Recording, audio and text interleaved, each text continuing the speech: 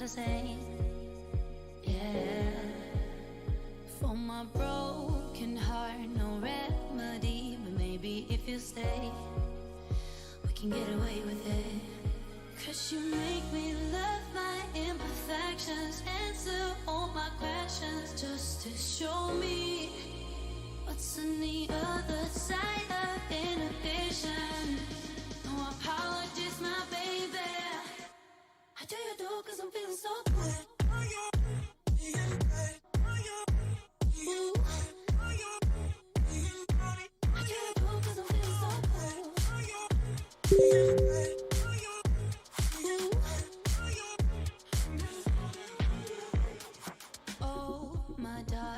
Memories now let me fall back.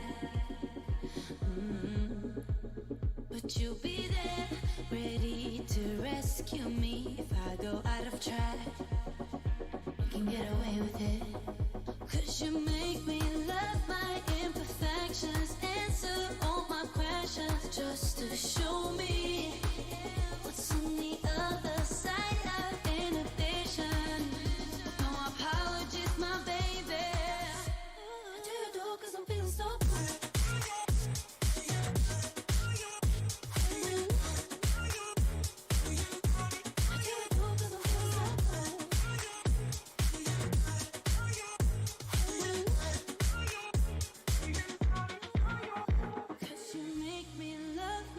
Imperfections. Yeah. What's on the other side of inhibition? Ooh, I do you do 'cause I'm feeling so cool. Oh. The fuck?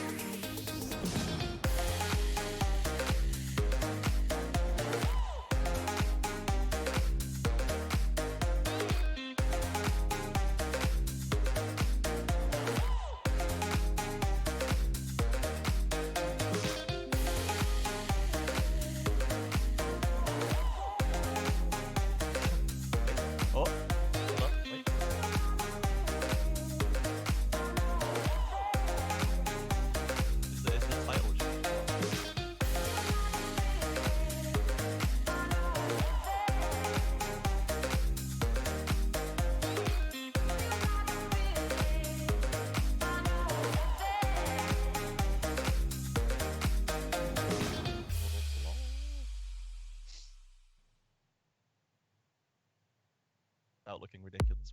Wait.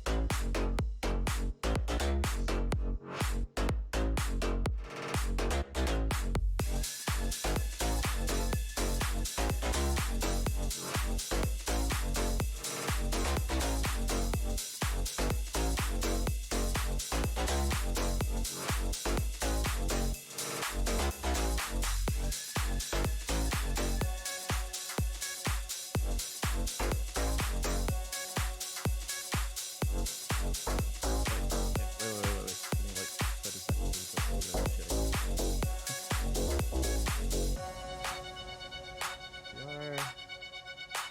Notes. One sec. This actually connect. That would be a good idea.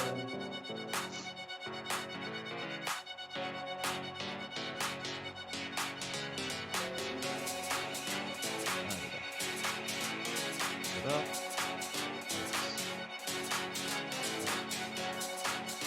Yeah, okay. Yep.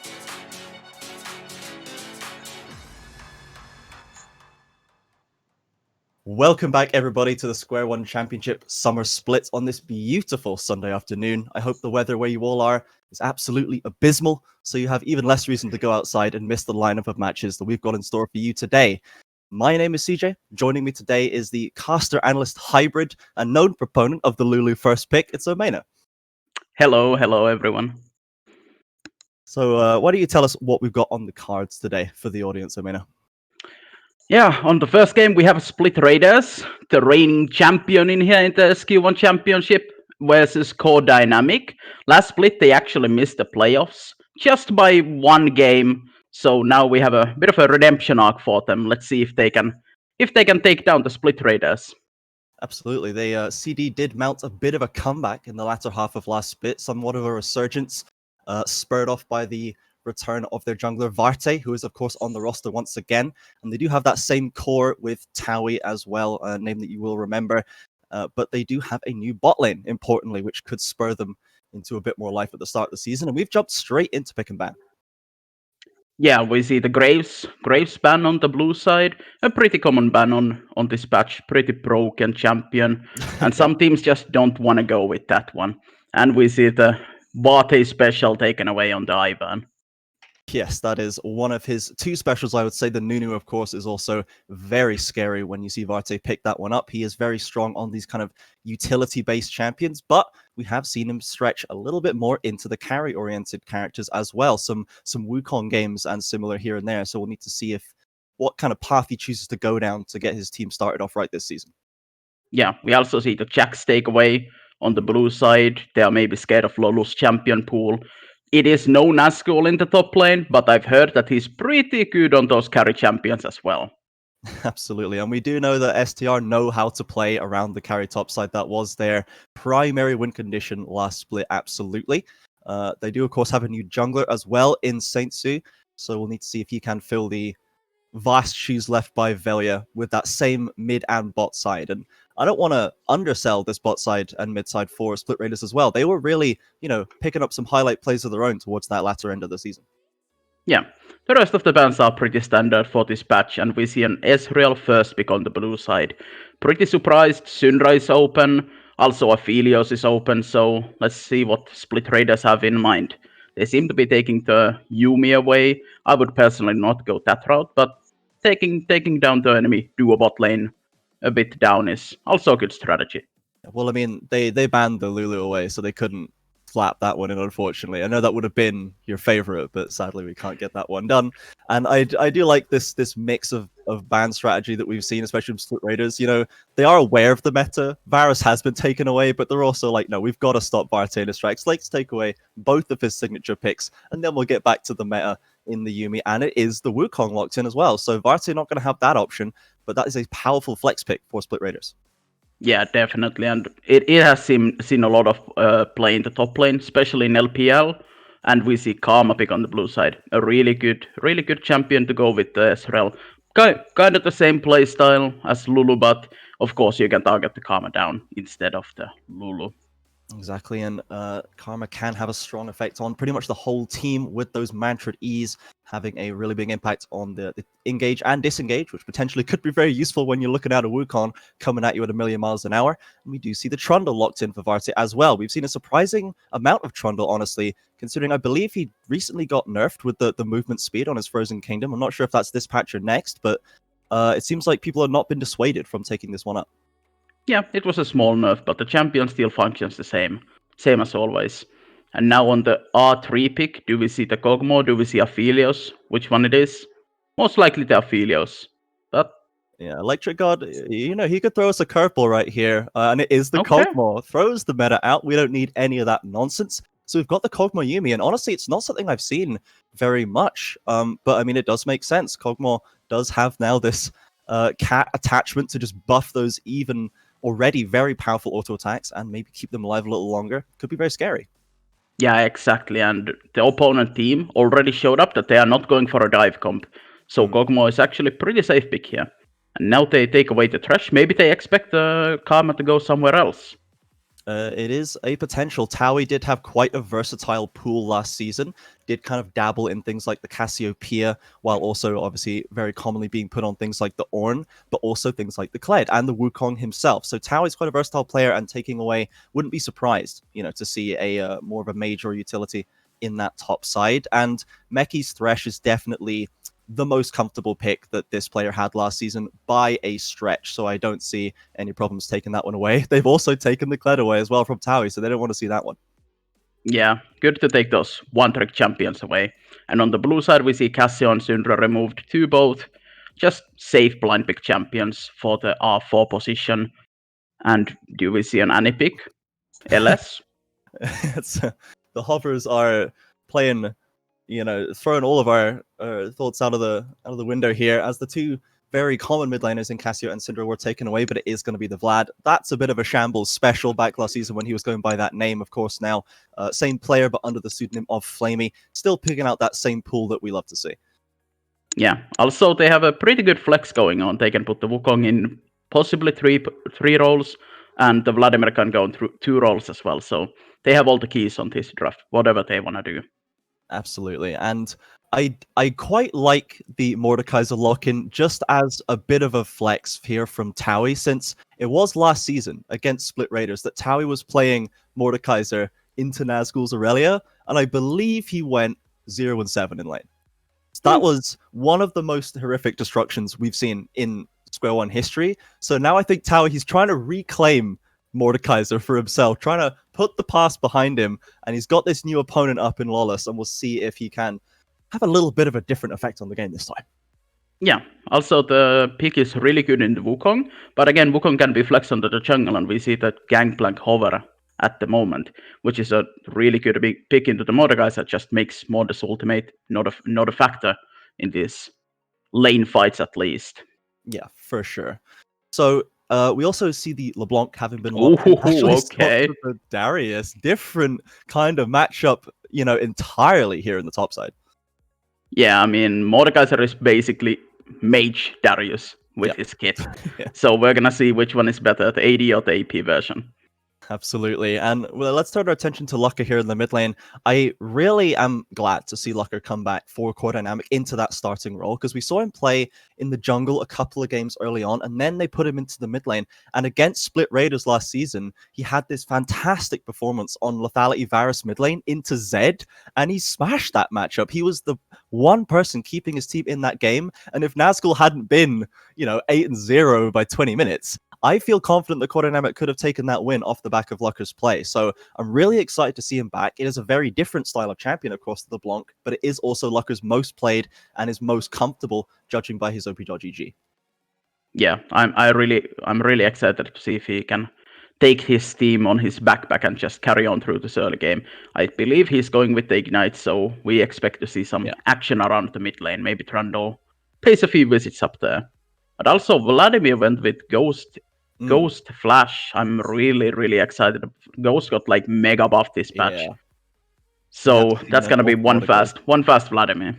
I'm honestly surprised that Lawless hasn't gone for it as well. I mean, that would leave them TP-less, which is a pretty heavy deficit, at this high level of competitive play. But, Ghost Flash on Darius has become very, very common as well, just because it helps you, get around those kiting options, and also just makes your lane even more dangerous. You get hit once, he pops the Ghost, and you're just going to get run down. Yeah, this is a bit of a weird thing for me.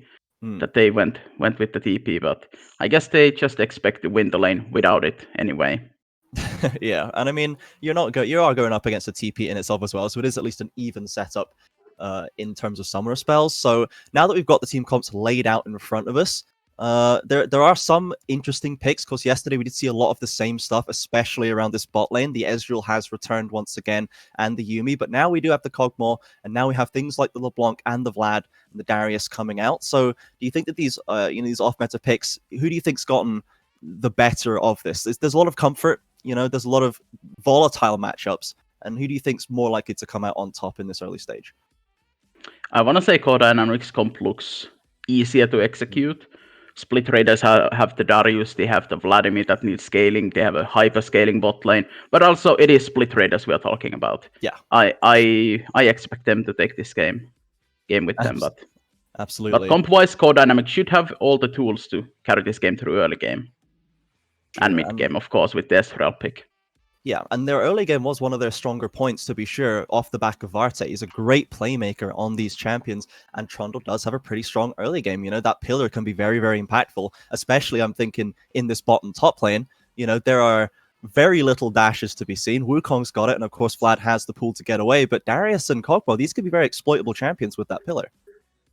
Yeah, definitely. And I think the 1v1 matchup is Trundle favored as well. Q stealing up the damage from Wukong, and Wukong not dealing that much damage before he gets some items under his belt. So maybe they try to abuse this mid 2v2 matchup quite a bit. I'd at least hope they do. Yeah, we do want to see them taking the game into their own hands to try and get ahead here. And we do see in the bot lane, Ezreal's opted for the TP as opposed to the heal with that Karma Ignite as well. So there's a bit of, fight power there, but against the barrier and the exhaust and the heal from the bot side of Split Raiders, do you think they're going to be able to actually make anything happen here? They've got a good poke, it must be said, but if you've only got one combat summoner to 3 and the Yuumi heals are so strong, do you think they're going to be able to make a significant advantage in bot lane, or is Electric God just going to be chilling, scaling up? I think Electric God will be able to chill here.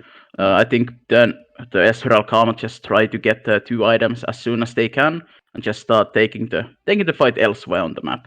The bot lane seem to be pretty safe, unless they can get the Trundle in the bot lane, but that can change pretty much any lane in this game. Yeah, absolutely. We have Burn Through the Spectator delay. We will be loading up very shortly. We'll need to see if any early game shenanigans do go down. I feel like we're not going to see any level 1s. I don't know if either team has quite enough tools to make that one stick. I mean, taking level 1 pillar for Varte just seems like a bit of a risky gambit if that doesn't work out. Yeah, see, both of the teams are pretty bad level 1s. It's around level 3 in top lane that we can start to see some action. Sure. No Ghost on the Darius, so no level 2 all-ins most likely. Yeah. And Wukong really wants all of his abilities to do anything. I'm not sure about the clear speed. At least the Scuttle clear should be pretty bad on the champion since he has no CC for it. But we'll have to see. Haven't seen too much of Wukong in the jungle. More in the top lane and mid lane. Sure. Absolutely. And looking back at the history of Core Dynamic and the strategies they like to pull out, I don't believe we're going to see it here just because of, the LeBlanc pick is quite a specific, very almost always in the mid lane, this pick. But Core Dynamic did develop a bit of a name for themselves for swapping and shuffling their lane assignments to get those super optimal lane assignments, sometimes past the point of actual value. We saw the Xayah going into the mid lane solo. We've seen the Ornn bot lanes. We've seen the Ryze bot lanes out of this team. I'm hoping that they just keep it normal this game. But with Core Dynamic, I could never be certain, Yeah, at least the summoner spell look that they're going standard, but I mean, you never know if they want to put the LeBlanc in bot lane to try to cheese this bot lane. Absolutely, get that cheese and Ezreal's just farming up, getting that 2-item spike in the mid lane. Yeah, it wouldn't be completely insane, but I imagine probably not what they want to do. This is the slightly revamped Core Dynamic, though. Of course, they have had a lot of time to practice, from what I understand. They've had a lot of time together, and Lucker from last season, Varte and Taui and Meki, very comfortable with each other with just that new AD carry. And I feel like AD carry is probably a position that's maybe the easiest to slot into a new team, just because you're still relying on a lot of the other players to be making the plays and forcing things to happen. Yeah, even though they buffed the role is still super reliant on your team. You just wait for your power spikes. On lane support dictates about 80% of the lane. So you're just waiting on your support to do all the job. Unless, of course, you're playing with a Yumi, but Electric has shown that he can play some carry-oriented champions as well. I think he was the one who played the Master Yi jungle game in the finals, if I remember correctly. Yeah, that was. I mean, I talked about Core Dynamic shuffling their lane assignments, but you're right. Split Raiders are no strangers to doing so themselves, but that was a one-game experiment, which I don't believe they went back to after that first game. Sparks kind of exposed that one pretty hard. So, yes, they have chosen to opt back to their usual setup, and we have gone into the classic Square One pause. Get your Square One pauses out in the chat for our first one of the day.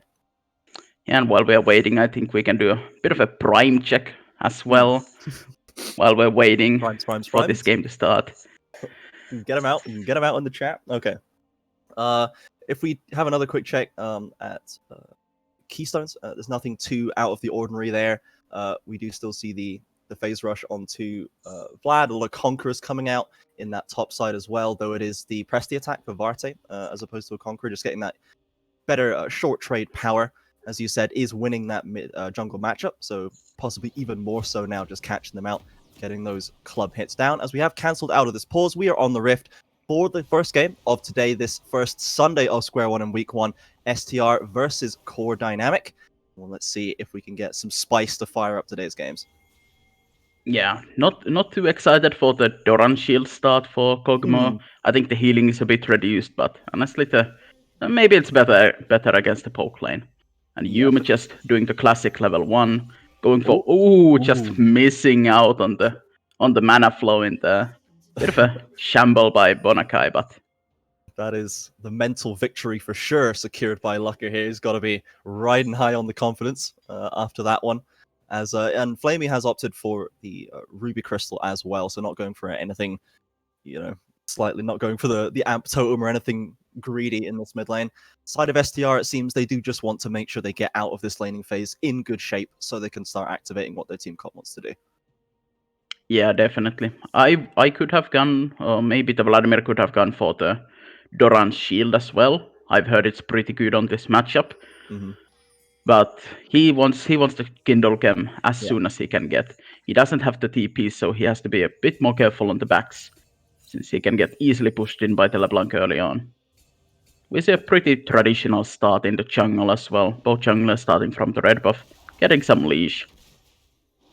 Absolutely. We're going to go to these very standard lane assignments. The bot lane of Electric God and Bonakai just hanging back to make sure that it's not quite as obvious where the jungler started, but I believe there is a ward on the top side there for Core Dynamics, so they will still be very much aware, I think, of Wukong's pathing.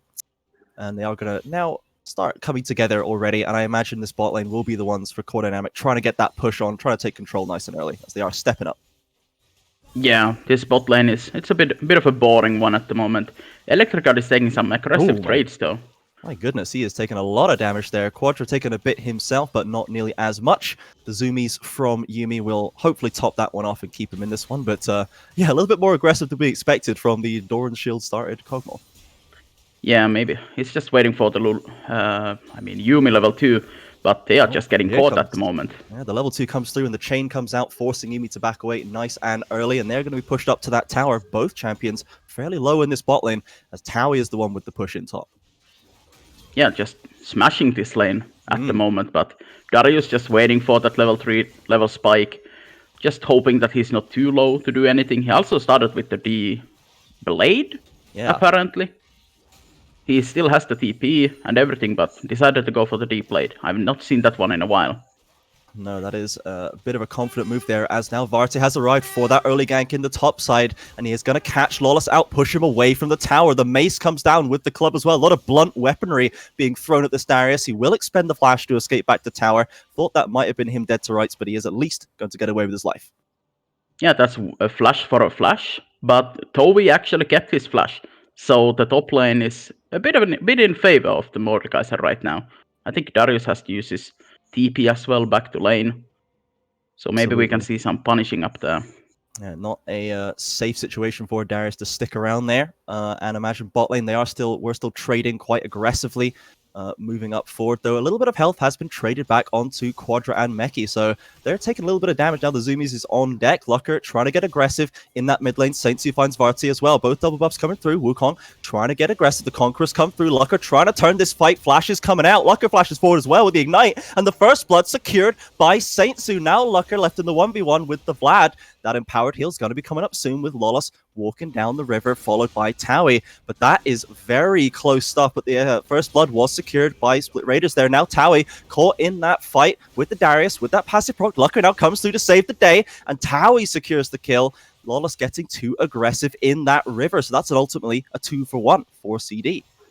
Yeah, maybe he got a bit too overconfident that he knew that Randall has no flash, but just decided to go for that play, and it did not pay out. 2-for-1 in the favor of Core Dynamic. Flash forward from Electric God onto Quadra. He's forced to escape as well. Does have his flash still with the shield from Meki, but they're being pushed back into their wave. Electric God comes through. The mana has fallen off, and so has that passive or the W auto attacks. But that is very strong performance there. A couple of summon suspended, but they've now got this bot lane back in their favor. That is some insane plays, and I don't mean insane by good. That is just absolutely insane. But it seemed to work out, but now the Kog'Maw has no flash and the enemy team has a Trundle. Like, the pillar will just completely cuck them. Oh, Varte searching for it. In comes that chain from Meki. Is going to get the root, and there's no flash. In comes the pillar now. Quadra doesn't want to go all the way in. Doesn't want to get burst down, but Varte doesn't need any help. Meki secures the kill onto the Kog'Maw. Quadra giving him all the room they need. But ultimately, that Kog'Maw is punished for the aggression. Yeah, I just don't know what he thinks when he wants to flash in like that and he's playing against the Trundle, but he definitely gets punished by it. And Wukong just using that chance to counter jungle a bit in the top side, but nothing too much gained from that for the side of Split Raiders. Absolutely. I mean, you're up against an Ezreal who didn't even have to expend the flash. They can just arcane shift away, and now you flashed for an E. But now we have Saintsu coming in to look for a dive against Towie. He's got a fair bit of health, but Lawless is looking very strong right now. Does start off who's going to take the aggro. Looks like it is going to be Lawless. Saintsu trying to pump out that damage to get that kill secured, and not quite spaced out correctly by Lawless, and gives away the counter kill. Just a lot of plays from Split Raiders, and none of them seem to work out. in their favor. Like they are prepping the wave correctly, they go for the dive, but Mordekaiser has the shield, so they just end up trading 1-for-1. Like Mordekaiser ends up losing a bit more minions, but Lolus had to die for that one as well. Like I don't see those plays working out. Yeah, and Lawless didn't get either. He didn't get that kill. He's now 0-2-1, and those 2 kills in the pocket of Towie gifted away by Varte and Lawless himself. Mean he's definitely going to be up in gold a little bit, so he's going to be comfortable going into this top lane. Looking like a very different Towie so far against Split Raiders. Yeah, we see the Air Dragon startup from Vate as well. Should be going down pretty easily. They have the mid prio, they have bot prio as well. No one should be able to contest this one. Yeah, and that is going to be easily secured by that blue team. A little bit of ultimate cooldown coming there for the side of Core Dynamic. Now, if Saintsu, he is the one with both the kills for STR, do you think he's going to be able to convert this well? Like, what does Wukong need to do now that he's got a couple of kills in his pocket? I think he just needs to get his first item. He needs to get his level 6 and just make an unfair fight on the map. Right now, they have been trying to take just fights in the river when the opponents are on the map as well, just trying to dive a Mordekaiser for no reason, and they are behind because of that one. So now they just need to find an opening where it's unfair for the opponents. And this mid lane is looking pretty unfair at the moment. Vladimir, 10 CS up, has 2 CDR items already, level 7, with the Ghost up as well. Just go into the mid lane, make something happen with that one. And Towie has been caught out in this top state, immediately drops the Realm of Death. Caught out, I should not say. Lawless has no ultimate on deck. No business contesting this grab. Does he not realize he's behind on Darius? Like, what is going on with this guy? He's 0-3 at the moment. Just sit back under your tower, just try to pick up farm, let Vladimir do his job. Just stop feeding the Mordekaiser. Lawless maybe a little bit jittery here in his first game on stage, is losing this top lane, spiraling out of control somewhat for the side of STR. This is not the position Split Raiders are used to being in. They are not used to their top lane being the weak spot. We'll need to see how they can adapt to that. Yeah, they have some hyperscaling in the bot lane and in the mid lane position, but top lane is just making the game a lot harder for them than it needs to be right now. Yeah, and of Darius being behind is just the extra super strong levels of weak, just completely falls off the map at that point. When you're trying to catch someone who's being sped up by Karma or Ezreal, LeBlanc, who are you going to catch? Who are you going to actually try and expend that Darius power on at that stage? Yeah, it's looking pretty grim in the top side of the map. And Vate just abusing the fact that he's stronger than the Darius at the moment, going for that Rift Herald play, but luckily for Lolus, his team is up there covering for him.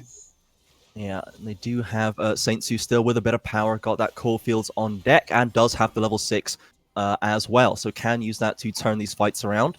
Overall, as you said, Lucker is a little bit down in CS, hasn't been able to make anything aggressively happen, as now Electric God's feeling confident. The Yuumi ult comes out, but easily stepped away from by the side of CD. And that's an important cooldown as Varte is actually getting aggressed on in the jungle. Saints are not going to find a kill, but is going to find a significant chunk of Trundle's health. Waiting in the wings still, has the blast cone, can potentially try and find Varte on these Krugs, and does fail the blast cone over. Doesn't get the easy line through. Varte is going to step away from the ult. A flash loop from Saintsu is under tower, mind you. Can't get the kill and isn't going to secure that one. Now the Ezreal ult comes through and snipes him out. Saintsu going for the invade and ends up giving up his life.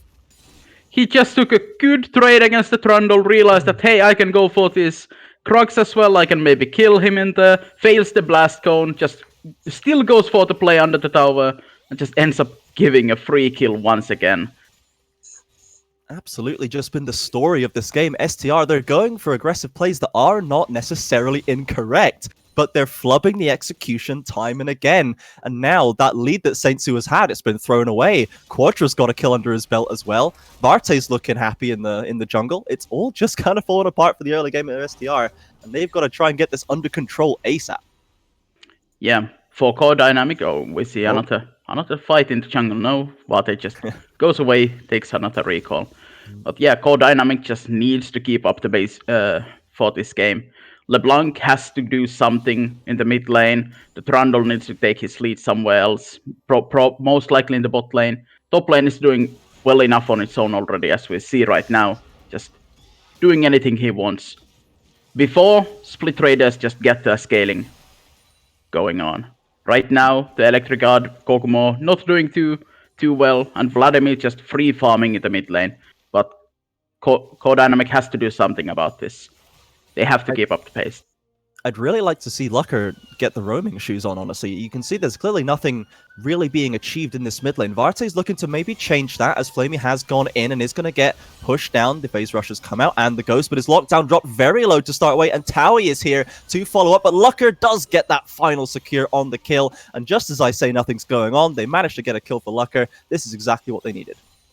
Yeah, it only took 11 minutes for them to realize that LeBlanc Chain is pretty good at catching people in the mid lane, especially if they have no escape abilities.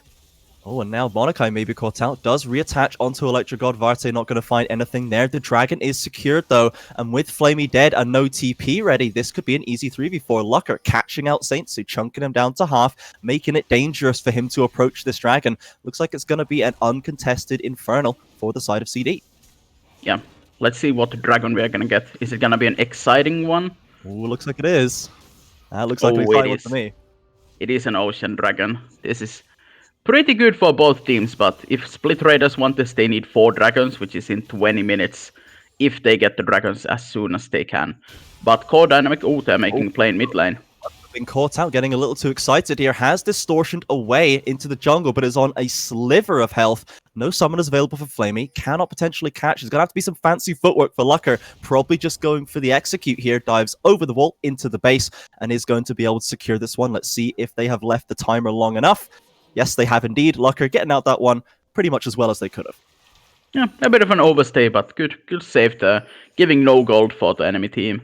And they are, at the moment, 2k up, and they have the 2 dragons in their pocket as well. And in around 9 minutes, if they keep doing this, they should have the Ocean Soul as well. So this is looking pretty good for Core Dynamic on their first game this season. Oh, and Electric God stepping up, looking like he's getting pretty strong as well. Doesn't have the vision in the river, is so far respecting it, steps too far forward, in comes the Frozen Kingdom, flashes the pillar. The Yumio comes out for good measure, doesn't really achieve anything, but does at least keep that Kokomo alive. Yeah, always sucks to use a flash, but it's better than giving away a kill. Just have to play a bit more careful in the next 5 minutes. Absolutely, and speaking of playing a bit more careful, Lawless has stopped giving up the kills in this top lane, is still looking to trade, does have the Merc Treads and the Phage, a couple of items on deck, but is at least kind of stemmed the bleeding here. This top lane hasn't really progressed, no more plates have been secured, so overall Lawless, he had a bad early game, it must be said, seems to have shaken that off now. Yeah, Sainzu as well, just sneaking a Rift Herald under the Core Dynamics nose.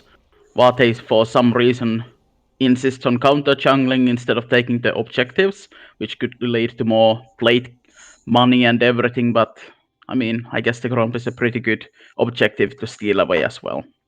Yeah, I do believe we have hit a pause here. I think that is what that means when the camera keeps panning, but the action freezes. We have come out of it, though. Maybe just a Riot Spectator bug. And Electric God and Bonakai are going to find Varte here. Doesn't connect the Prowling Projectile for the slow. Pops the Blast Cone to get rid of that escape route. But now Lucker's coming from the side. Bursts through Electric God, and the disattached Bonakai can do nothing about it. Flamey here shows up to try and turn this one again. And a TP coming through from Lawless. Easy stopwatch from Varte to get through, but is going to get burst very low. Meki comes in with that Mantrid shield, but Lawless is doing too much damage. Flamey secures the kill. Meki flashes out of the pit. Can Lucker get that return kill with the heal? He can. And now Bonakai once again is left to reattach to Lawless. Saintsu waiting on the side. Hasn't been spotted yet, I think. Now might be in a spot of bother. Lucas just comes past and he's going to spot them with that sweeper. Doesn't do anything about it. Maybe didn't notice. Saintsu's going to escape. Ultimately, that is a 1-for-1 for both teams. And that's kind of okay, honestly, given that one of those kills did go over to Flamey. Yeah, unfortunately for Split Raiders, Lawless used the TP, and though we got to just smack that tower in the top lane for free, I think it's going down on this push as well. But overall, a bit of a ballsy play from Electric God. He just took the plant away, his only escape tool. He has no flash up, and they didn't know where the enemy team was, so he just stayed for and we're gonna see a replay of that fight. And I think they spotted Vate there, and they just went for this. They knew that Electric God was coming, and just decided to all move there as fast as they can. Their bot lane was not there at the moment, but Lucker is there, and just bursting down Electric God from full HP. No Yumi can help him in there. And Vate just playing this fight really well, dodging out damage with the stopwatch. Karma appearing, as well, but they cannot help that. I think this was a 2-for-1 as well. Yeah, Since you're right. Yeah, Bonakai was already up. Vladimir. Yeah, Electric God was already up again by the time I was checking that. Yeah, you're right. Yeah, a bit of a long fight there, but 2-for-1 on the core dynamics side. They did at least drop the Rift Herald mid lane for Saints. Hang on a sec. We've got that ultimate come through for Quadra. Ease and flashes away, but Meki left in the lurch. Dives into the alcove to try and live a little longer. Dodges the Prowling Projectile with that shield as well, but there is going to be no chance to escape for this Karma. Nice rotation from Flamey there as they are trying to secure this top side tower. They are going to get it down. That's a 1-for-1 across the map, but the objective favor does go to Core Dynamic. Lucker finally roaming on this LeBlanc pick, but so was Vladimir as well. They ended up trading 1-for-1, but the objective went for Core Dynamic, and now they have their eyes on this Ezreal. Early pops that Arcane Shift with the Prowling Projectile, makes him an easy target for Saint Sue's ultimate there, and that is going to be the bot lane tower secured as well for the side of Split Raiders. On the top side, they're knocking on the next one though, so I think in terms of total tower HP, CD is still going to come out ahead. Yeah, we just have to remember that Split Raiders have the scaling comp. If they can keep taking these trades where they trade 1-for-1, 1 tower for 1 tower, it's most likely in their favor. Yes, and the Ocean Dragon is coming up. Looks like finally Split Raiders are going to be able to make a go at a real fight here. Quadra does have the TP ready, so could come in to support this one. So much damage coming through from Electric God already. They are just burning through this dragon. Nothing that the side of Core Dynamic can do. They know they've got to give this one up. They're going to retreat back into their jungle as Lawless is maybe looking aggressive. Flamey goes on to Varte. Varte actually starting up the fight against the Vladimir. Pushes him back to the tower. They're just going to give up space. They've already got the dragon. No need to get feisty with it. Yeah, this Dragon Steel for Split Raiders basically bought them 5 more minutes on this game without the soul for Core Dynamic. And we see the top lane play right here. It is 2 levels up on Towie against the Darius. Tower is going down already. LeBlanc roaming. It is just a free pickup. Nothing Darius can do there at the moment. Chooses to save his flash correctly, I think. When you've got the Mordekaiser and the LeBlanc, there's just no getting out of that one. Just having to accept your fate. Now we have Electric God put into the top lane with Bonakai coming in as well against Towie. And they do have the Rage Blade secured with Wit's End components coming in as well. So they are going to get pretty scary pretty soon. And given how aggressively Electric God likes to play, you're going to have to be ready for him to just start stepping up and throwing those auto attacks, as Lucker are now pressuring in the mid lane as well. Yeah, I'm not sure if this is like some new build or something I'm just not familiar with, but he didn't go for the Blade of the Ruined King at all.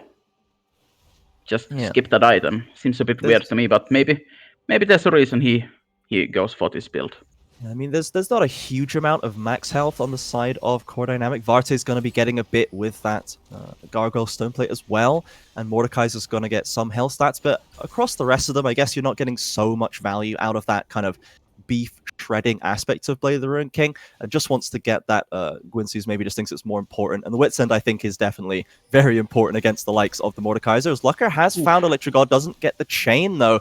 Varte looking to maybe follow up. Bonakai's there though. This get very dangerous for Varte. Prowling Projectile lands, but Lucker comes in once again, instantly exhausted, doesn't have the damage, is going to get rooted up and shut down by the Kog'Maw. Saint Sue comes in to clean up Varte as well, so too much aggression coming onto this Kog'Maw. That's a lot of gold into the important members as Ezreal goes down mid as well. And just like that, the gold is even in this game. No matter how the early game went, the scaling champions have gotten their items right now. They can start fighting finally. They got the dragon as well out of Core Dynamic. This is looking a bit scary for Core Dynamic right now. They have to start doing something in this game. This is looking like shades of the Absolved Lions Creed game yesterday, I believe it was, with Lions Creed had such a strong early game, and Absolved were kind of feeding into that one, but then, you know, Absolved, they scaled up, and suddenly these fights just weren't going their way anymore, as we got a replay.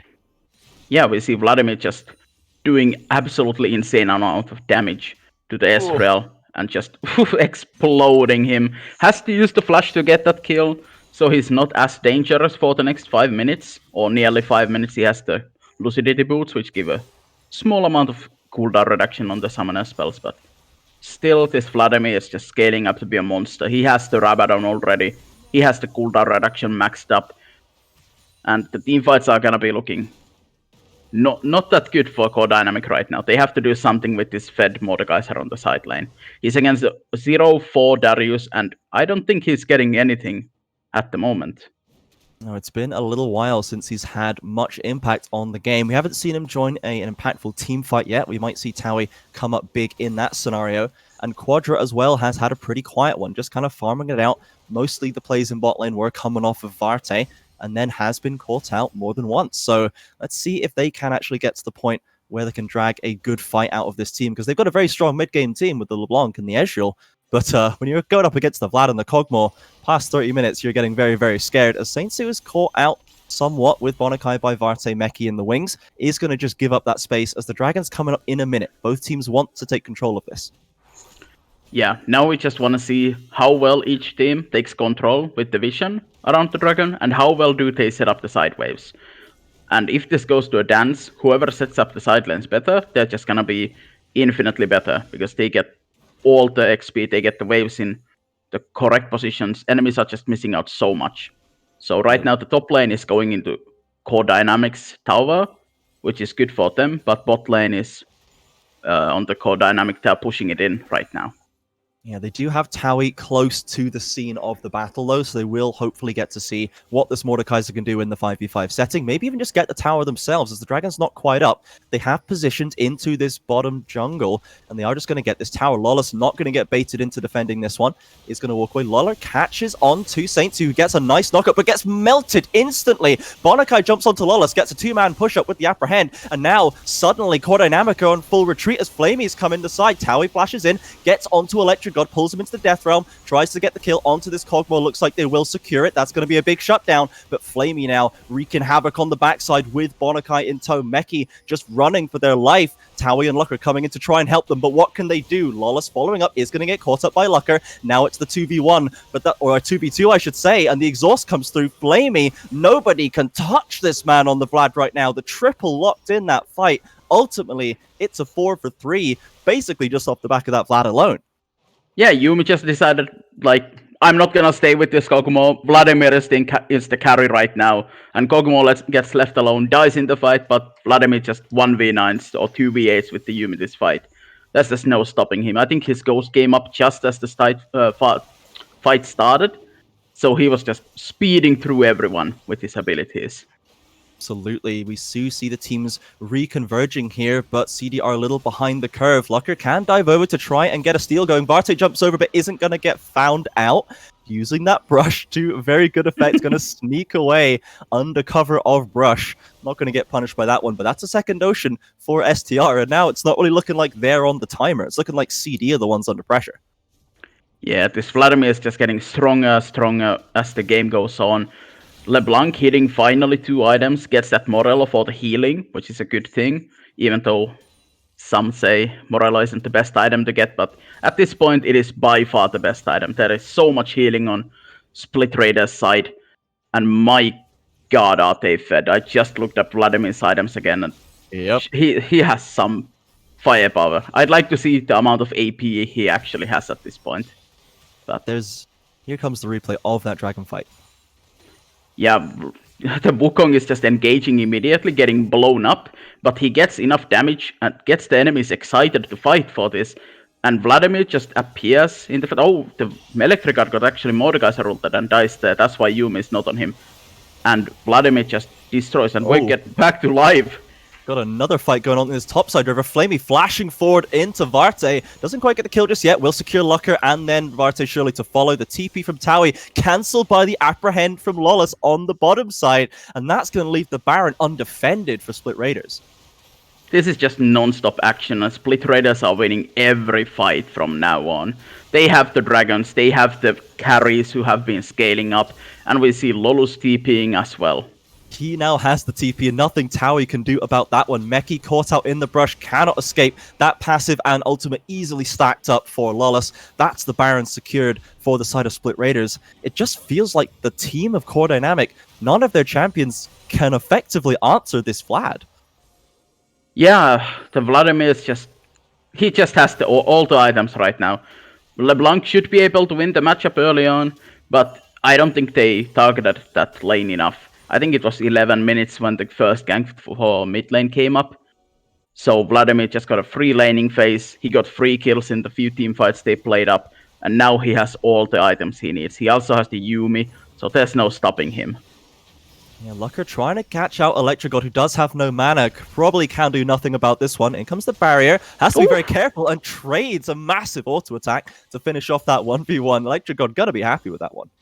Yeah, I think he could have survived as well if the LeBlanc passive doesn't put you into stealth, but luckily for the LeBlanc, he got the stealth. No auto attacks coming in during that time. Got some abilities up and at least traded 1-for-1. Not the optimal way how that fight looked up early on, but at least it was a 1-for-1. Yeah, and now we have, once again, a mid lane engagement potentially being set up. The tower still available for STR. Varte waiting to see if anything can be done. There is a ward over that wall, so they've got a little bit of that angle covered. Lawless pushing in the bottom side. Now it seems like CD, they're the ones getting pushed in. Taui finally with a bit of breathing room in that top lane, but with Electric God showing up there again, does he just straight up win the 1v1? I mean, we've got 3 items on deck for the Cog now. If he doesn't int it or run it down, he should be able to win that one. Mordekaiser just doesn't have enough damage to answer this Kog'Maw right now. While Kog'Maw has double V on, he just shreds everyone at the moment. Lawless flashes in to connect to Meki. Prowling projectile going to slow, but they are going to retreat to their tower. Now the Baron has crashed into this mid lane. Lucker's here to try and push them away. Takes a trade, loses a third of their HP. Yumi heals up Flamey. Nothing really achieved there.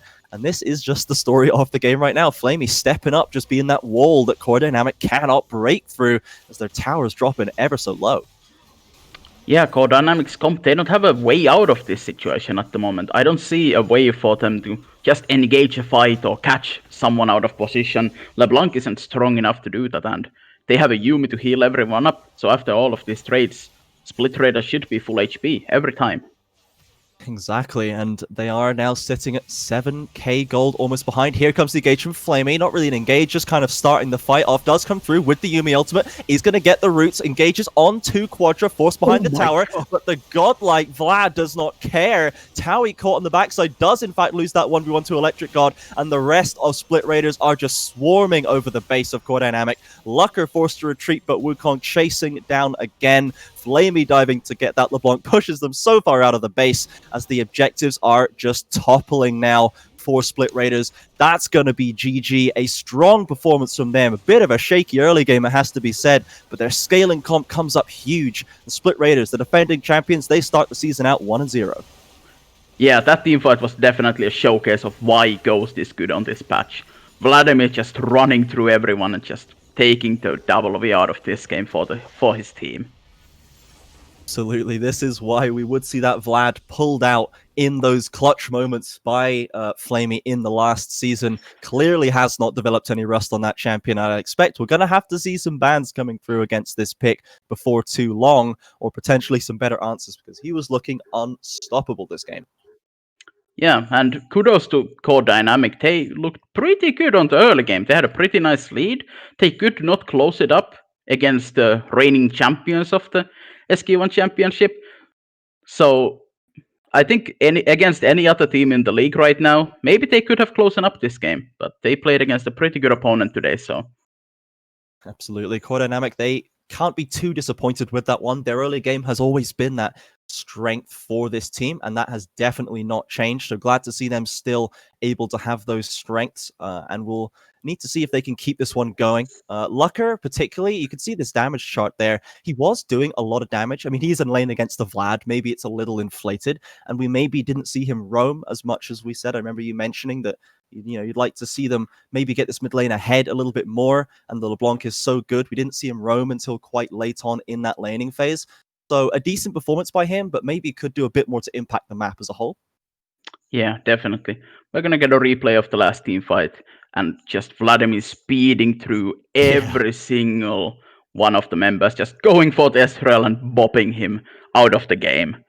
Just no counterplay right there. I don't think he got a lot of kills in this team fight, but this game was Flamey show, and I think he deserves the MVP for this game, definitely.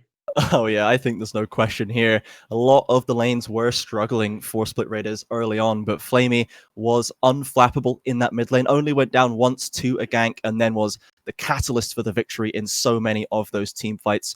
And we are going to move on to an interview very shortly. We do have Bonakai coming through there, the Yumi, 0-0 and 16 on this champion. And, you know, he was there, he was present while Flamey was bopping everybody. The Yumi definitely had a part to play in that. So we'll get to hear his thoughts on this game as well, coming up very shortly. Plus, we've got 3 more games coming up today as well, everybody. Please do not go anywhere. We'll be back very soon.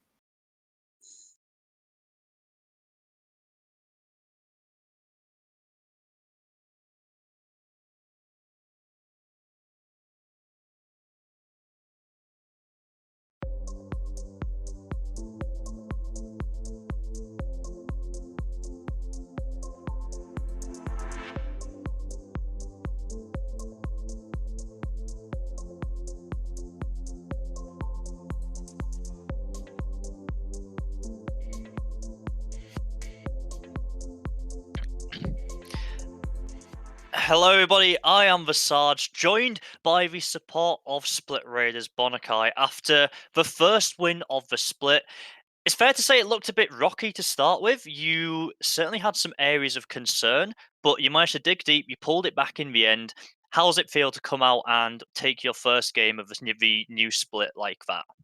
Hello. It was good, yeah. We did have a rocky start. You could say that we did have a rocky start. Well, especially on top lane. They kinda hinted it. Ran it down. Casual style. Right through the Counter-Strike, etc. Yeah, just a little bit. We were getting a little bit concerned about how that Mordekaiser was going to be handled with. But hey, you came back well, and as much as it pains me to say this, a lot of that was down to you playing Yumi. She is such a obnoxious champion to deal with. I was wondering what your kind of thoughts were on the bot lane meta at the minute, because you played Kog'Maw Yumi, something that we haven't seen an awful lot of at all. Was that something specific that you went for, that you've been practicing, or why? Like, why was that?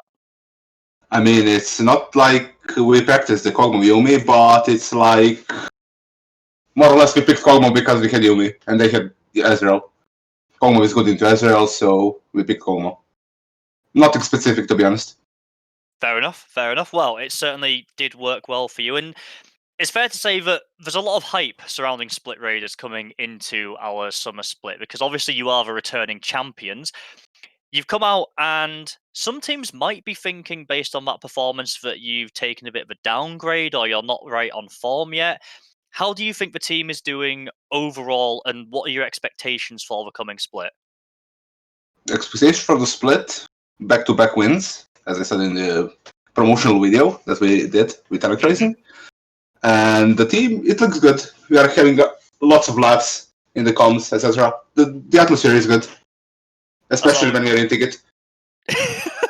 Well, that's always nice to hear that you've got a good team atmosphere as well, even when someone is perhaps underperforming a little. But I want to talk quickly about the last game of the day. It's Split Raiders versus Sparks. It's a rematch of the finals. Obviously, it was a close series. It went to the full 5 games. Are you perhaps nervous about Sparks? Do you think that they are still a strong team? We've seen a few roster changes that they've made. What are your kind of thoughts on them going into this game later on today? It's a 50-50. Either team can win, to be honest. Okay, well, that's honestly, it's very humble of you to say that. Like, I was expecting a lot of teams come out here feeling extremely confident, and for you to come out and say that you think it is going to be a 50-50 shows that there is a lot of respect and how close these teams do stack up against each other. But I'm going to let you get off. I'm going to let you prep for the game later on. Thank you once again for joining us Thank you for on having the me. interview. And we're going to be going to a short break before we are joined by Omena and CJ once again for game 2 of the day, which is going to be Resolve, the new team on the block against Sparks. We'll have to see if they can take a chip out of the finalists' armor, or if Sparks are going to come in with a new return to form. Don't go anywhere.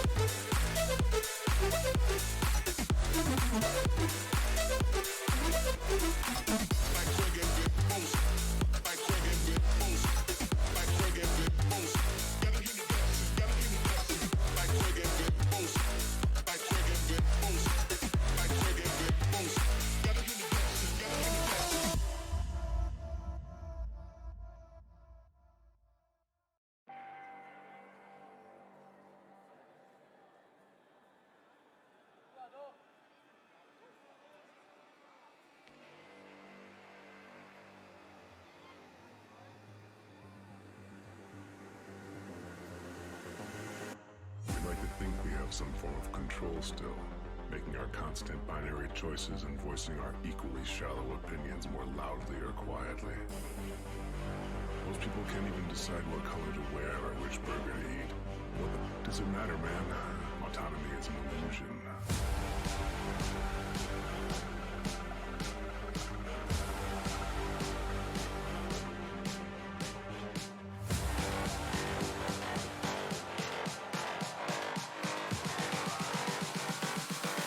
Autonomy is an illusion.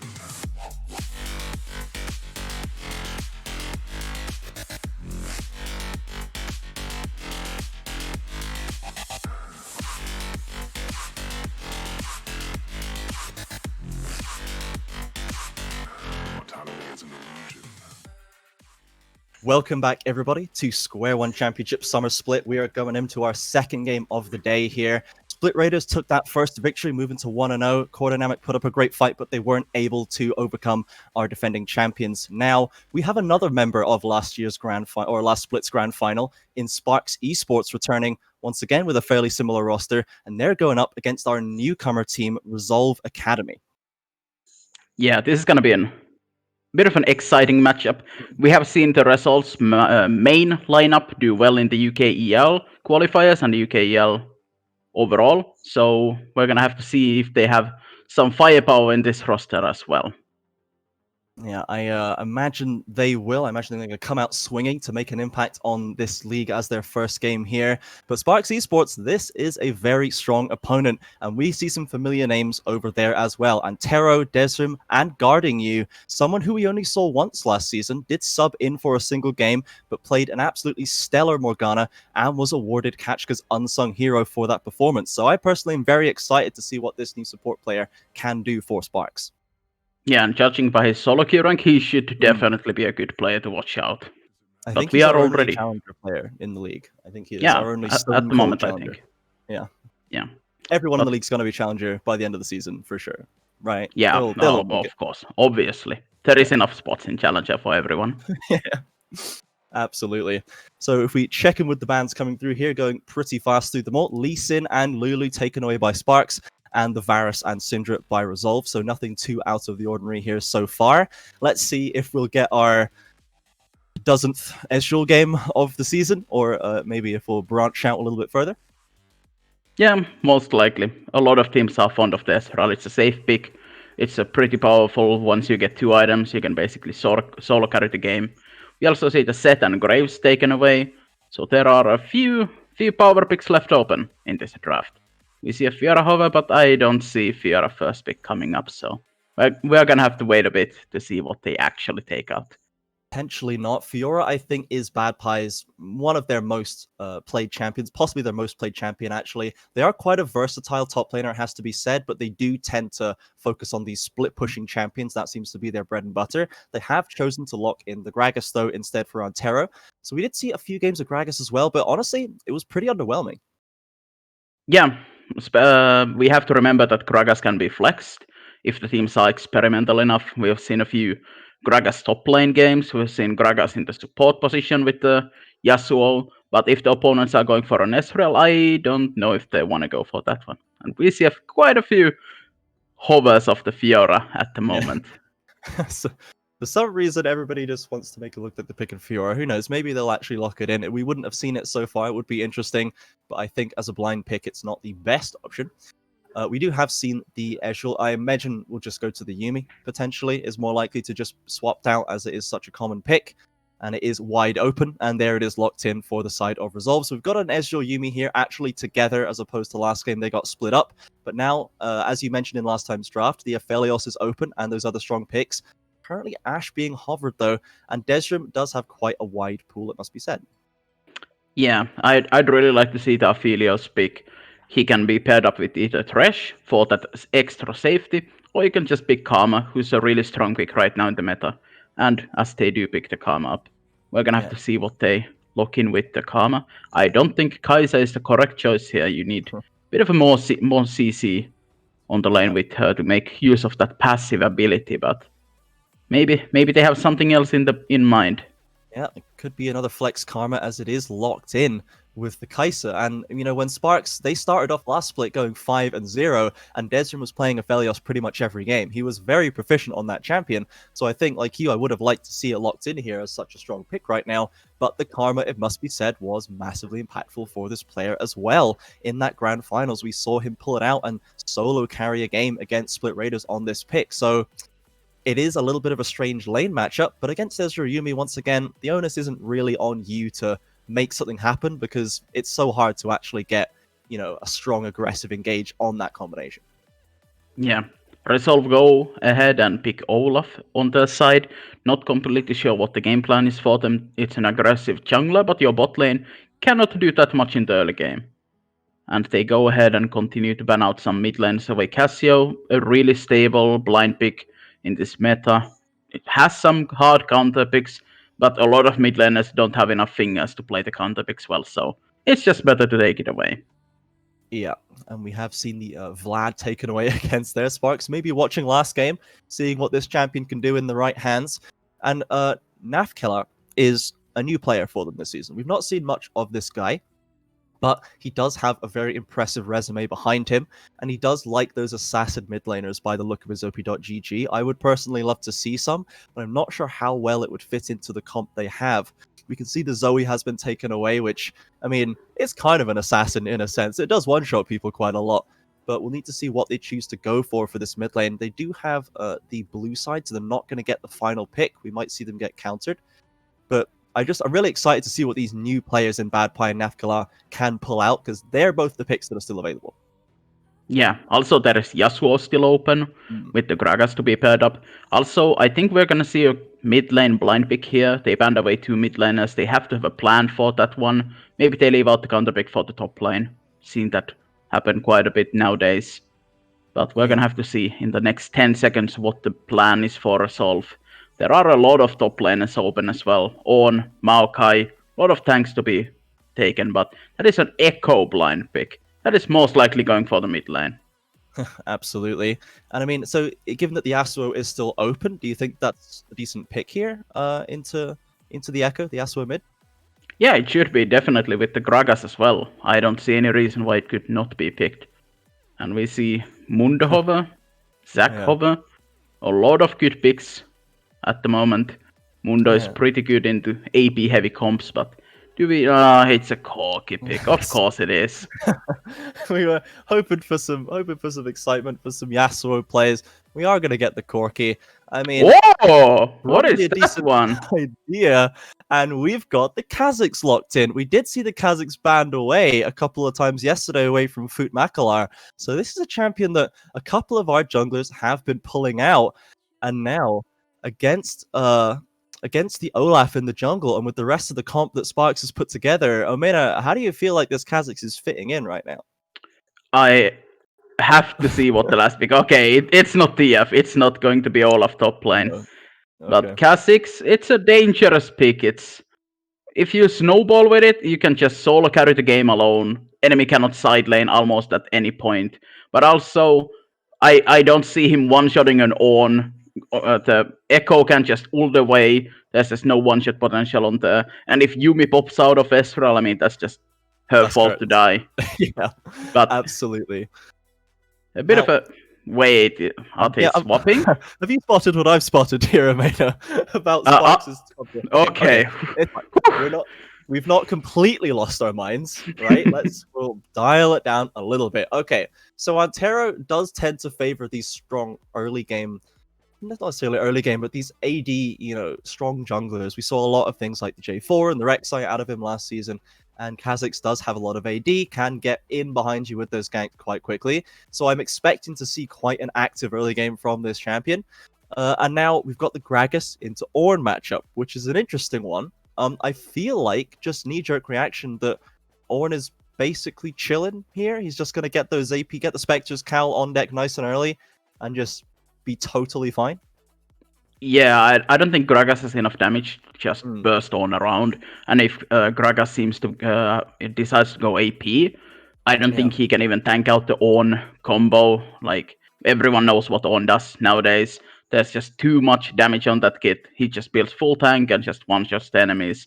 So Gragas cannot go full AP, without risking himself. Also, I don't think it fits the team comp too well to go full AP. They have no frontline with this composition. They have 2 ADCs. They have a Kha'Zix Karma.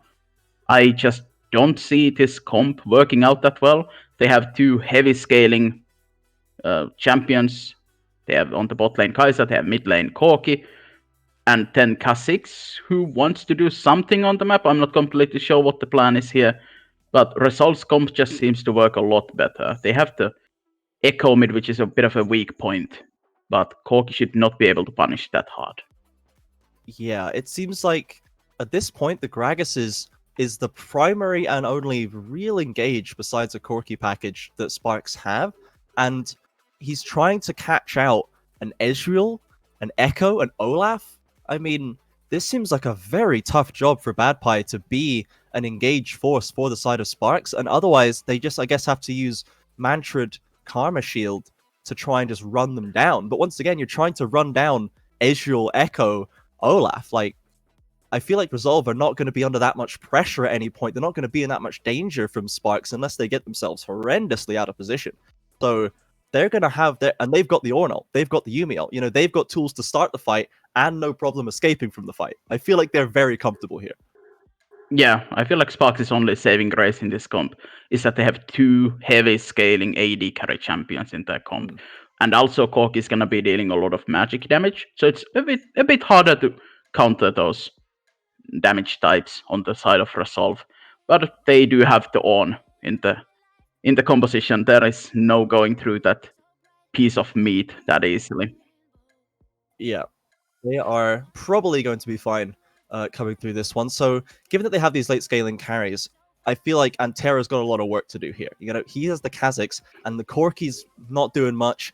You know, Kaiser Karma, not doing much. Top lane, Gragas into Ornn, probably not doing much. So if Antera needs to be the catalyst for this victory here, how do you think he's going to do that? Is he just going to maybe punish overextensions, punishing ganks? Is he probably doesn't want to try and catch the Olaf out? You know, trying to catch an Olaf and duel him is not usually the best plan. Yeah, like I'm just have to go ahead and see what happens in the game. Yeah. I did not expect a draft like this, so I'd say it is heavily Resolve sided. But if we look at the OPGG ranks, I think Sparks they might just pull this game out. Yeah, they could just win. That is the nature of the competitive League of Legends, is they might just win. This is a very strong team. They've had strong replacements for the players that they've lost. I feel confident that they're going to be able to, you know, be cohesive together. And, you know, this is Sparks Esports. I don't believe they draft stuff without thinking about it. So, and they were the team that would often be bringing out more interesting picks last season. You know, they were the ones pulling out the Pantheon when no one else was doing it. So I think that I can at least have faith in their team, though, of course, I will agree with you that Resolve, I think they came out on top of this draft very convincingly. Yeah, definitely. And as well, on this game start, just like last game, we have a bit of an SQ1 pause league going on here. Just get to watch the runes a bit more. I love Corky's choice of rune. He didn't go for the usual fleet footwork, which actually gives no healing on ranged champions. Yeah. And he needs that lethal tempo to go through the on. That's I've not seen Lethal Temple Corki before. Is this the new deal? Is this the new commonplace pick for the Corki? Because it always felt like, you know, the damage is coming from the spells from Corki as opposed to the auto attacks. But is this I assume there is some powerful synergy going on here. Yeah, I mean, early on the damage is coming through the spells, but once you go into the late game, you have Ornn, you have the Olaf to go through, and you actually have like a few items under your belt. The auto attacks start hurting up a bit more. I've experimented with some electrocute Corki as well. It feels pretty good, but not in the double tank. Sure, there it is completely useless. And also, if you go and see how much healing the fleet footwork usually does, around 10 minutes, it is in the hundreds, maybe 200 health. Yeah. So it does not actually help your laning on a ranged champion. It is 20% healing only. So I really like the lethal tempo. Maybe he can pull something out. Sure, and yeah, that's strong scaling is even more powerful with a rune like that. So Navkala is going to be hopefully enabled to show us the power of his Lethal Temple Corki. As we do get into the game, the pause has dropped off here with Sparks versus Resolve Academy, our second game of the day. Well, I say it's been unpaused. The resume timer went down to 0, but I got debated, I guess, so unlucky. Something I'm interested to see here from guarding you specifically, the research that we did into this player, this guy loves his Shurelias. He's a big Shurelias stan, this player, okay? And he's got the Karma, so he's already kind of synergizing with this pick, with the Dejim and Badpie. You know, Antero wants to keep his carry safe when they're running in and out. So I would not be surprised to see it built on him, and I think that it actually could be quite interesting, but I don't know how early you want to pick up a Shurelias in a game like this, where you do have, you know, not a very exciting lane and potentially not that much agency going through into the mid. Yeah, I feel like you really want to build that ardent sensor for your two ADCs. But I think the Shurelia could be a decent second item. You have a comp that wants to get in or want to get out and not have that. They don't have that many tools for it. So Shurelius could definitely help. And also the item gives pretty good stats for supports nowadays. Absolutely. We did see Levi actually connect the Prowling projectile there, so we can say definitively that he is the better Yuumi player than Bonakai. I'm sure we'll have our Yuumi player tier list out very soon for you guys. Watch this space for the Yuumi tier list content, and Bad Pie getting a nice little bump onto Jojo into the top lane there as well. So a little bit of aggression, a little bit of skill shots traded, but ultimately we are going to go back to normal assignments as well. We see another Yuumi plus Doran's Shield ADC bot lane for the side of Resolve ADC. So I'm just going to take a quick nap and we'll check back in 15 minutes on that one. Yeah, I'll wake you up, don't worry.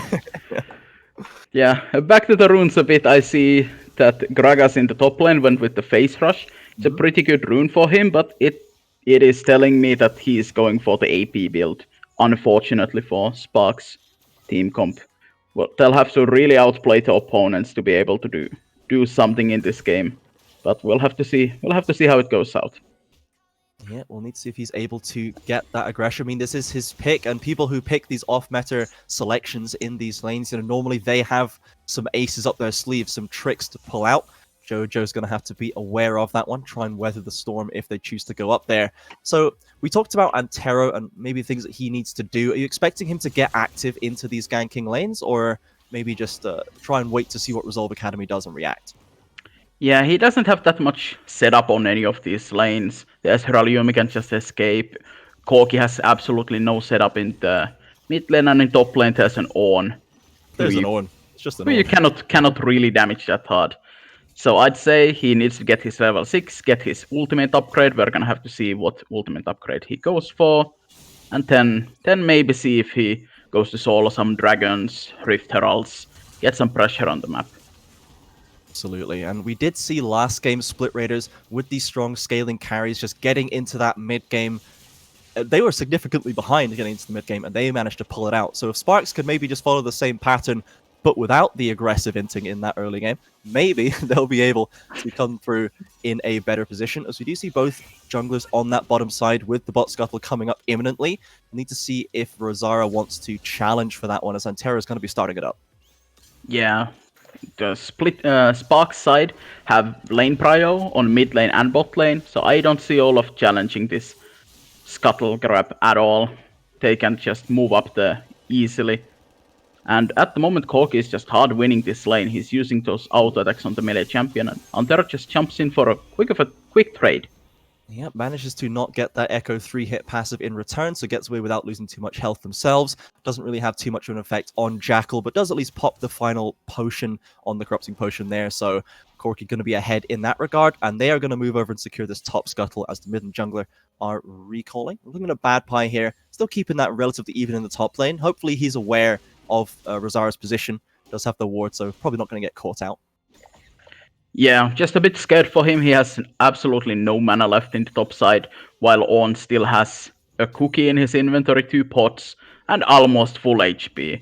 Like, you would think that Gragas would be beating Ornn in the early game with his passive, getting health back, just range abilities overall, but Ornn is just another champion. Yeah, absolutely. Does have the grasp there as well. Bad Pie controlling this wave, at least going to keep himself safe for the time being. But yeah, I think that for this Gragas, it's quite important for him to get ahead, as it must be said, bot and mid are doing pretty well for Sparks. They're keeping it even. I imagine we'll maybe just see a couple of dragons given up, maybe a Herald for the side of Resolve before Sparks truly get excited and start to try and make some active plays. Yeah, and as I was talking about Ornn, he just goes into the bush and builds himself a Negatron cloak. Like, how is this fair for the Gragas? They opted in for this matchup, they left the Ornn unbanned, and this is the result. They have a 5 CS lead at the moment, but Gragas has just no mana at all. Yeah, they had the flex pick with the Gragas and then chose to go, with the Kazakhs locking that one in. I guess in theory, they didn't force it to be top lane. They could have maybe gone Gragas support and Karma top lane. Gragas has CC set up for Kai'Sa, and then Karma can at least maybe more safely bully the Ornn around, doesn't have too much more mana problems, so perhaps that would have been more effective for them. Yeah, maybe, but at least they're getting the dragon for the time being. It's an ocean dragon, so we're not gonna see another ocean soul or ocean map this game. And the next one is going to be a mountain, so we're going to have either the fire or the air dragon soul for this game. I always love having potential Cloud Soul on deck for echoes. You know, it's always just so insane seeing the echo ults come out every 20 seconds. Yeah, it is. It is fun to watch. Not so much fun to play against. No. And as we see this top lane matchup, this is just not going well for Bad Pie. He's out of mana. He has to get this wave in, and Ornn is just forcing him to stay. He can clear out some of these minions and then just make a freeze if he wants to. But let's see what he does. I don't think Bad Pie can do anything about this, but he gets it under tower. Lucky for him. Yeah, and like going for the Negatron cloak does leave Jojo a little bit more vulnerable to the minion attacks in a very small way, and it's early enough in the game. He's got to let that one crash in, but he's going to pick up enough of these. It's going to be very comfortable going through there. And the Ornn items are... Oh, hang on a second. Jackal getting very spicy with Nafkalat in the mid lane. Does have the mana advantage, pushing through in that middle. But as I say, Ornn getting those ornaments online, I mean, that's probably one of the best ways that Resolve has this insurance against that late game scaling that Sparks has built. Yeah, definitely. We are hitting 7 minutes into the game, though. We are getting some ultimates on the map. Echo is actually getting this lane under control pretty soon. Corki has the ultimate, but Echo starts to clear out the queue with the Q on the wave, and he can get some control back into this lane. Can start moving with the Olaf and actually doing something. Yeah, Desrim and Guarding You are being quite aggressive in this bot lane. They have accrued the most significant CS lead on a map, about 20 minions right now. Quite impressive for them, exploiting this matchup they have built for themselves. And, you know, having that priority and that strength in bot lane, it's going to be very big when it comes around to these Dragon fights. Already one has been secured for SPX, and if Resolve can't find any advantages anywhere, it could be a little tough for them to secure the next couple.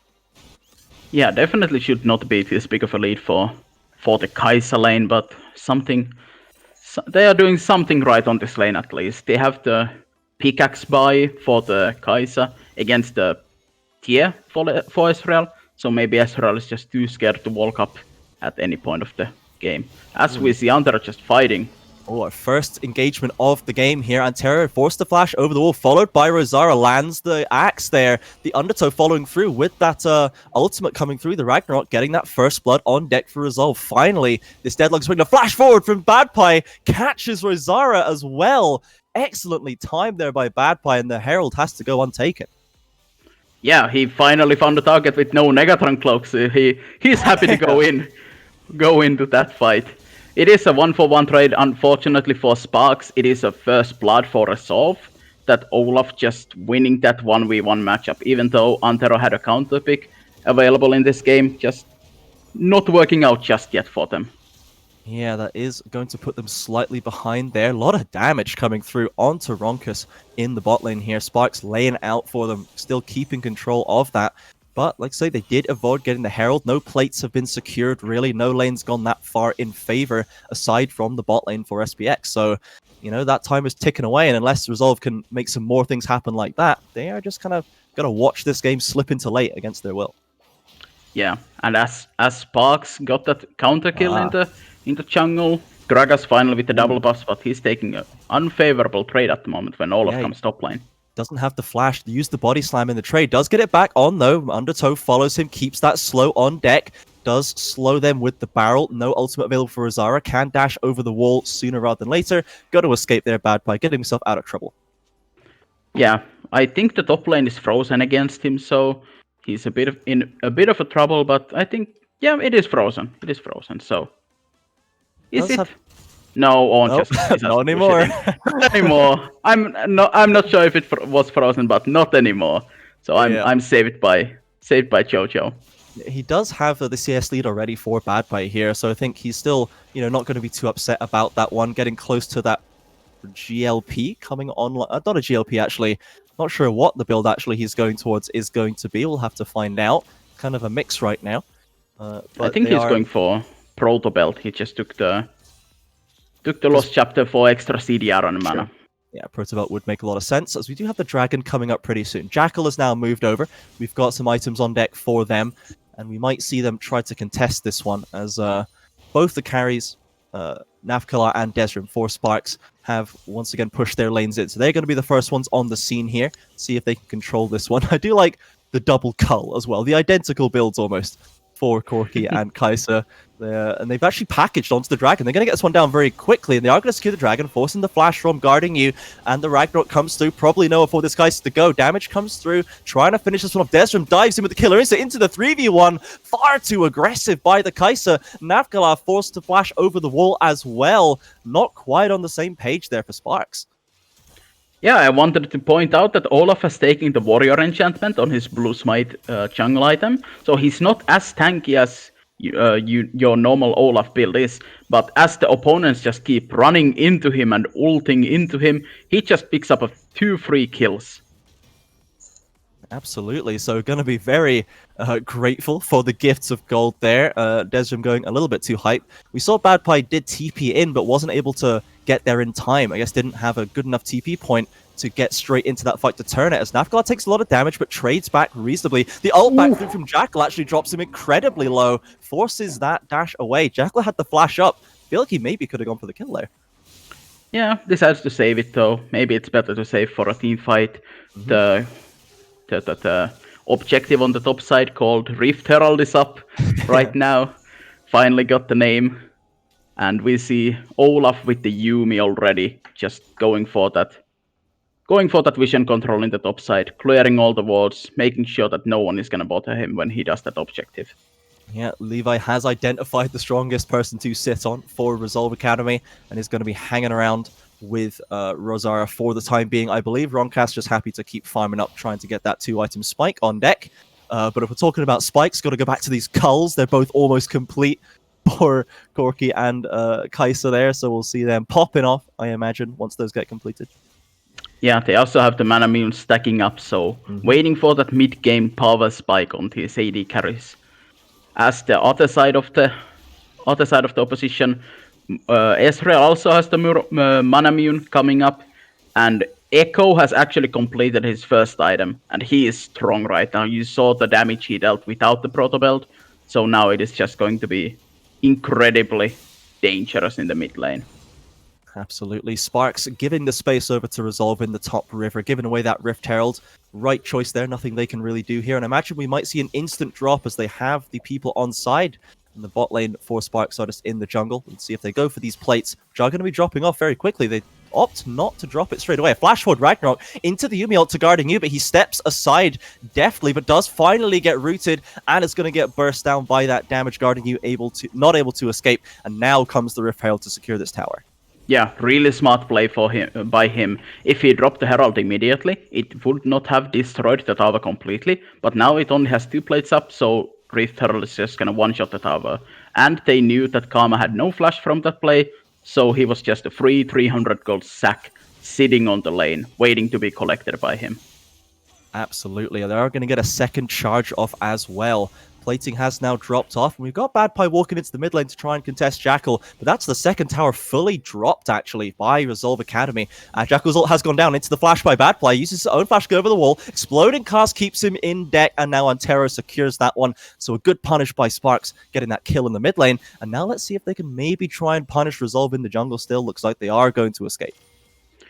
Yeah, they lost 2 towers in the top lane, so it's really good that they pick up at least something on the map. And that was the kill in the mid lane this time. They used 1-for-1 on flashes, so not optimal by them, but they still got the kill.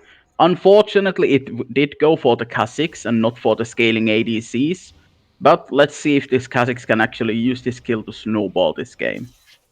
Absolutely. We do see a little bit of a gold lead extending for Resolve now. A little 1.2k lead there with 2 towers for none. No towers for them are really close to going down. So SPX slipping a little bit behind now as their champions are waiting to hit those power spikes. We've got the Dragon coming up in 45. It's an Infernal. So this is going to be very impactful. Both teams definitely wanting to secure this as quickly as possible. And now I think Resolve, they're in a good position to fight this one out. Yeah, definitely.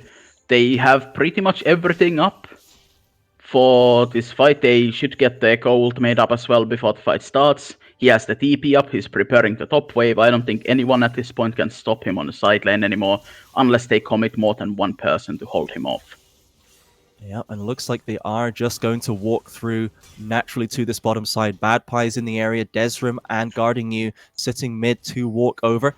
Now Nafkalat watching in the backside there. Does have the package. This could be the thing that turns the tide. They've caught out Jojo. Trying to dash forward. Doesn't get any damage from the package, but will easily burn through this Ornn with that shred from the Corki Gatling gun. That's a good start for them. They're going to start this one off as a 4v5. Let's see if they could push this through and convert to a Dragon take. Yeah, that was a really good pickup for them. Ornn was isolated, so Kha'Zix is actually dealing damage to him. Now they go for the Dragon play. Oh, bump through, force the Ragnarok. It's going to be a straight fight, and they are going to secure it, and Terra gets it done. And the Olaf goes down. That's a big shutdown. Ronka's dropping very low too. Nafkalat dishing out the damage from over the wall. Bonakai tries to attach to Yuumi now, but Desrim flies in with the killer instinct, and they've taken too many members down already. Sparks picking apart the side of Resolve Academy there, taking the Dragon for themselves. They're on Soul Point now as they come through into the spot lane. Jackal's forced to retreat. Badpie exerting that pressure on the Gragas.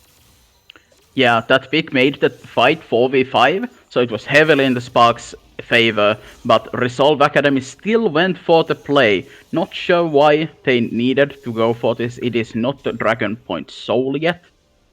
So they just end up giving the Dragon for pretty much free, giving a few kills on top of it, and just getting Sparks back into the game. Absolutely, and there we saw the downside, I think, of the Warrior enchant from Rosara. It did have him very powerful in these early fights, but then when Badpie comes in, and Antero as well, Corki doing respectable damage as well, they've got so much damage, and the AP coming through from Badpie, I think, was so important at just bursting through Rosara. He did straight up lose the Smite fight, it must be said, but after that, he just disappeared off the face of the earth, and without that 4-1 Olaf there, it's not really any more power for Resolve Academy. Yeah, and this AP Gragas in the top lane, suddenly you have one more target you can actually burst down, since Olaf is not going for the tanky build, and it seems to be a pretty good pick right now. Still not winning that side lane against the Ornn, but he's doing fine. Absolutely, and now, so we didn't see the Ornn able to get any value out of the ultimate in that fight, and Jackal just kind of watching, wasn't able to get too much done as well. We're going to need to see these players, I think, step up and make something happen, as Rosara already seems to have maybe passed the point where he's able to control the game all on his own. Yeah, we see Jackal on the side lane against Badpie. This should be Echo favored. Oh, we see some 1v1 coming through on Jojo, isolated once again. The Corki coming through, doesn't even need it, and Tero burning through him with that Kha'Zix in the 1v1. Yeah, Jojo is just not respecting this Kha'Zix damage at all. A lot has been committed by that jungle and Yuumi combo. Yuumi drops very low. Rosara takes a tower shot too. Badpie, a little bit of a missing ping scenario there. Just walks away, easy as you like. A lot committed by Resolve, trying to make use of this Olaf, but they just can't get it done. The Gragas is too slippery. Yeah, just committing a lot on this bot side while they lost a member on the top. And finally, at least getting the tower, but I think the tower is going to be traded by Sparks quickly after. Absolutely. The gold's still slightly in their favor, it must be said, but Sparks with those scaling carries and those 3 dragons on deck, going to be pretty happy with it. Baron's coming up in a minute. I imagine it'll be a while before these two teams start to contest it, but we do have the Herald spawn as well, so going to be easily picked up by Sparks, no one in the area to contest. And this could maybe help them push the gold actually definitively into their favor. Yeah, and Antero finally has 2 kills already in this game. Can finally even kill the Ornn, since Ornn went a lot of magic resist, was preparing to play against his Gragas. But I don't think Sparks has let them play that way. I think the Gragas has been playing against Echo most of the time and just playing it safe. Oh, the Undertow does land onto Desrin, but he's right next to the tower. Guarding You does get away. The Arcane Barrage will not quite get the kill onto Guarding You. Not enough power on Ronkas yet. He does have those 2 items completed, though. So if we get to a team fight, Ronkas could be effective. Badpie wanting to start off some aggression to Jackal. Dodges the body slam. Well positioned, and Ezreal's going to speed out of dodge there, and Terra can find nothing. Yeah, that is a 0-kill Echo, by the way. Yeah. Just gonna be a pain in the ass to deal with in this game. He's just gonna get more fed once he he's just taking a fight while the jungler is here. Trying to actually get that one going. Badpie's dropped pretty low. Fast Forward Man Terror does drop him incredibly low. Ultimate still on deck, comes back in, but instantly body slam. Jackal miscalculating there. Easily gifted over, but the Baron's been started. It was all a bait. They've just been wasting time. Resolve Academy started up in the pitch blackness, and they're just going to take this one for free, Omena. Yeah, just importance of having vision all around the map. It is past 20 minutes, the Baron can be taken, and the team comp is pretty good at taking it. Olaf does a lot of damage with the attack speed, with the true damage, and Ezreal just stacks up all the attack speed. On can tank it for free, and it seems to be going unnoticed as well. No one... That's easily cleared up. No contest to be seen. And now, so they have the Baron. This is important. They're going to get that gold on deck, but they don't really have time to get the waves any advantage there before the Dragon Soul comes up. 23 seconds before that Infernal Soul, and Sparks are still in control of mid and bot lane. So they're going to have to try and fight now using the gold. But honestly, Sparks, they've been looking very adept at playing these fights. Yeah, Sparks also has the Rift Herald, second Rift Herald of the game. If they drop it in mid lane, it's Deathrim getting caught. Early killer instant has to dodge away, and Exhausted doesn't get caught critically by that Ornn ultimate. Is going to live, but does drop very low. They're pretty damaged right now. I'm not sure they can easily contest this one because they don't have the primary carry. They're gonna just have to go for a steal. Bad Pie is on the wall, and Terror as well goes through for the ults. They go over and they secure it, and Terror picks up the Infernal Soul. An excellent steal by the side of SPX, and so much damage coming through from Nafkala on this Corki. This is a really excellently played fight there. Desrim's escorting the Herald in that mid lane as well. This could barely have gone better for the side of Sparks. Yeah, they're actually okay. Now it could go a little bit better as Jackal does secure the shutdown on Corki. Is going to flash forward, and Terra bursts him down. Ronkas and Yumi can probably get the kills on the backside here, as he has been just quietly building up those items. But the Herald actually broke the inhib tower for the side of Sparks. That's a tough one to deal with now, as ultimately they come out with a soul. Yeah, that Antero Smite, I'm pretty sure it was Smite that got the dragon, just secured the soul, and that was a huge fight for them. Desrim was actually out of the fight, and he just went for the mid lane. They dropped the Herald down there, and he just escorted it straight down mid lane, taking 3 towers with them. Yeah, a great adaptation of the strategy there, just using what they have, and Bad Pie going over the wall too to, disrupt the side of Resolve. Ragnarok, you can't disrupt that, but he does do a lot of damage and just more burst onto that dragon. Well coordinated as we go into the replay. Yeah. We just see Desrim going a bit too far. He gets hit by the Yumi ultimate, even though he tries to dodge it with his own. Flashes away and almost gets hit by the Ezreal ultimate. But at that time, the Rift Herald was dropped down in mid lane. He goes there with the low HP, while Resolve's Academy just 5-mans the dragon. And there is the Corki package just waiting to be thrown. Yeah. They just throw a lot of burst down at the same time. Kha'Zix jumps in and doesn't get it. Auto-attacks the dragon away. That must hurt for the Olaf. We got another fight brewing here, but Rosara gets burst down, is well past the point where he is the strongest person on the map, and Terror gets to walk away. The Baron has still been secured by Resolve, it must be said. That's going to run out pretty shortly, but they did manage to get that one. Bad Pie now coming in from the flank. Does get knocked over, but the explosive cast at least knocks Ronkus against the wall. But the bump onto Jojo as well, but Bad Pie gets dropped very low. Desrim trying to secure this one on the damage side. The stun lands onto Guarding You and keeps him down. Nafkala trying to burn through. A shutdown onto Desrim. Now it's Nafkala left being the one to do the damage here. It's actually a fairly even fight with Bad Pie on the side. Can he escape over the wall? Does manage to body slam over. Ronkas flashes to secure it though, and Resolve, they kite it back well, and they take the win here in the bot lane. I'm not completely sure what Andera was doing in that fight. It looked like the 4v5 to me. I mean 4v4 since Olaf ran it down at the beginning of the fight as well. But really well played from Resolve's Academy team in this fight. They just kited out, they got hit by the Gragas ultimate, but after that Gragas was not a real champion in that fight. He was just standing out, waiting for his opportunity, and that opportunity never came. Ezreal with the Yumi on, just out-healing, out-DPSing everyone there. Gragas has Medjais as well, just by the way, which is, we said that this pick was pretty ballsy, and the AP version even more so, but going for the Medjais, I think, is perhaps over the boundary of necessary. I don't feel like you're going to be never going down in these fights, especially since the stopwatch has been broken, so perhaps a little bit of wasted gold there by Bad Pie. Yeah, I think he had two stacks at the end of the fight, but then he still got caught by the Ezreal, so immediately losing those stacks. And Resolve just seems to be taking control of this game again. They are playing against the Soul, which is the Fire Soul this time. So I don't want to count out Sparks away. They have the 2 scaling ADCs, but this Echo seems deadly right now. Absolutely. Not really any wrong moves that Resolve can make here, because as they step out of position, they are going to get burned through incredibly quickly by the Infernal Soul side of Sparks. So the Baron has now worn off. Infernal, or Elder, I should say, it's coming up in a couple of minutes, and that middle inhibitor is wide open. Remember, it was taken by Desrim escorting that Rift Herald. So the map pressure, I think, in the favor of SPX objective-wise, but we are also getting closer to JoJo's ornaments, and that's going to start turning the tides. We've got that upgraded Triforce already on Roncast.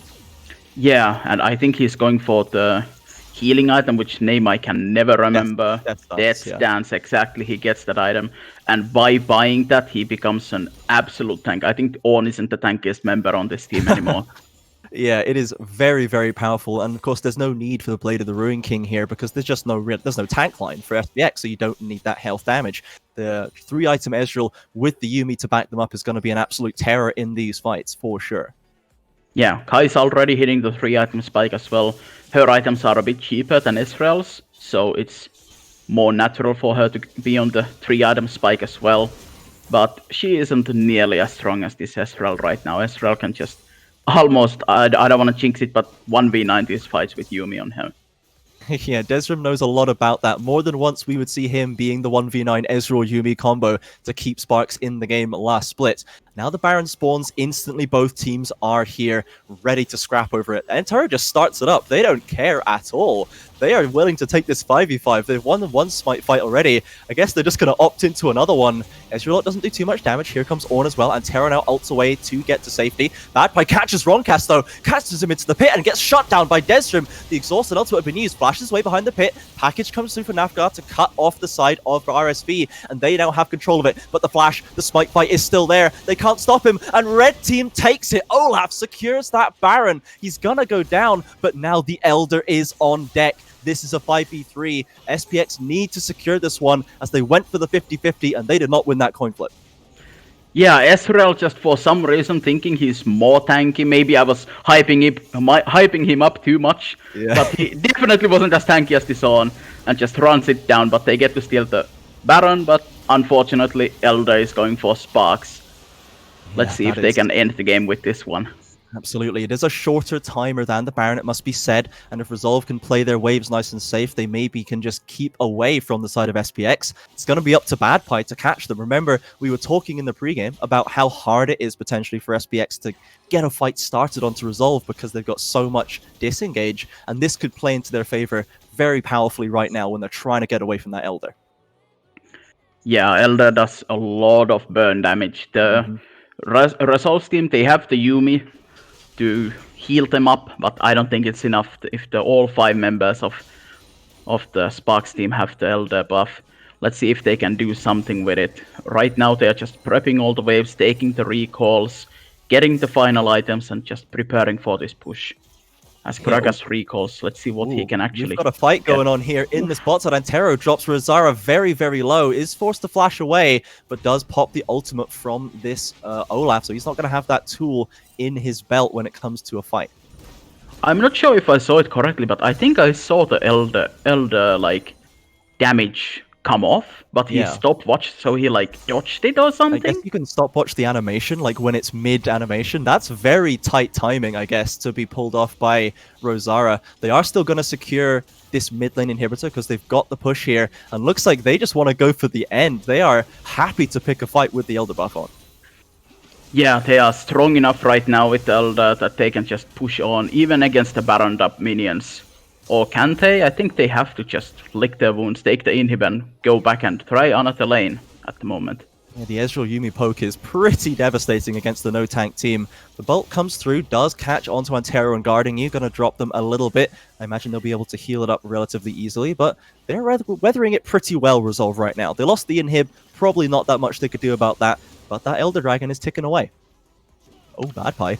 He's been caught out. He's been caught out in a big way. He gets caught out in the mid lane. All the ultimates are dropped to catch him. He's not going to escape here. They'll probably lose that top lane tower, but that is the only effective engage tool taken away by SPX.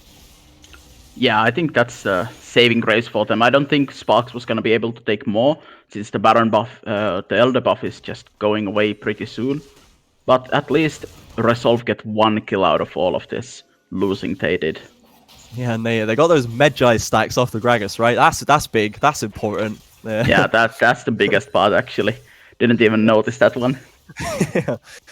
So, I mean, Elder Dragon is a buff that's designed to end games, and really not that much has happened from it. I mean, Resolve's got that mid inhib down, but the general consensus right now is don't just take one inhib and walk away. All you're doing is funneling gold into the side of Resolve, you know, and they're just getting Ornn further and further up in these levels. We are going to see a replay of this bot lane fight, though. Yeah, we see finally what happened in here. Maybe we can see the Elder animation, or maybe I was just seeing my own thing. I think it should happen pretty soon. So As this is just really slow, but oh yeah. That is some tight timing. I've My never goodness. seen that animation, that interaction before. I guess now we know that you can stopwatch Elder Dragon execute. Take notes, everybody. Now you know. so that is very clutch for Rosara there. And as I was saying, the Ornn items are getting further and further along. We've now got the upgraded Rabadon's Death Cap for Jackal. I think that the no-tank team of SPX has got to be very frightened of this Echo. Yeah, exactly. I think he should be pushing some side lanes, but they are just naraming at the moment. This mid lane down, scared of the super minions crashing into their base, and just looking for picks. Here comes the Ornn ultimate onto Guardian. There is a blast cone there. Can he get to it? He does just scrape over it. The flash did come through from Jojo. Didn't get to connect a knockup. So they are going to maybe get a bot lane tower as well. But there's a lot of members not defending this tower for the side of Resolve. And I think they've realized that. They realize, wait, where's the rest of Sparks right now? Yeah, I think last batch he would have had to waste flash there to get out.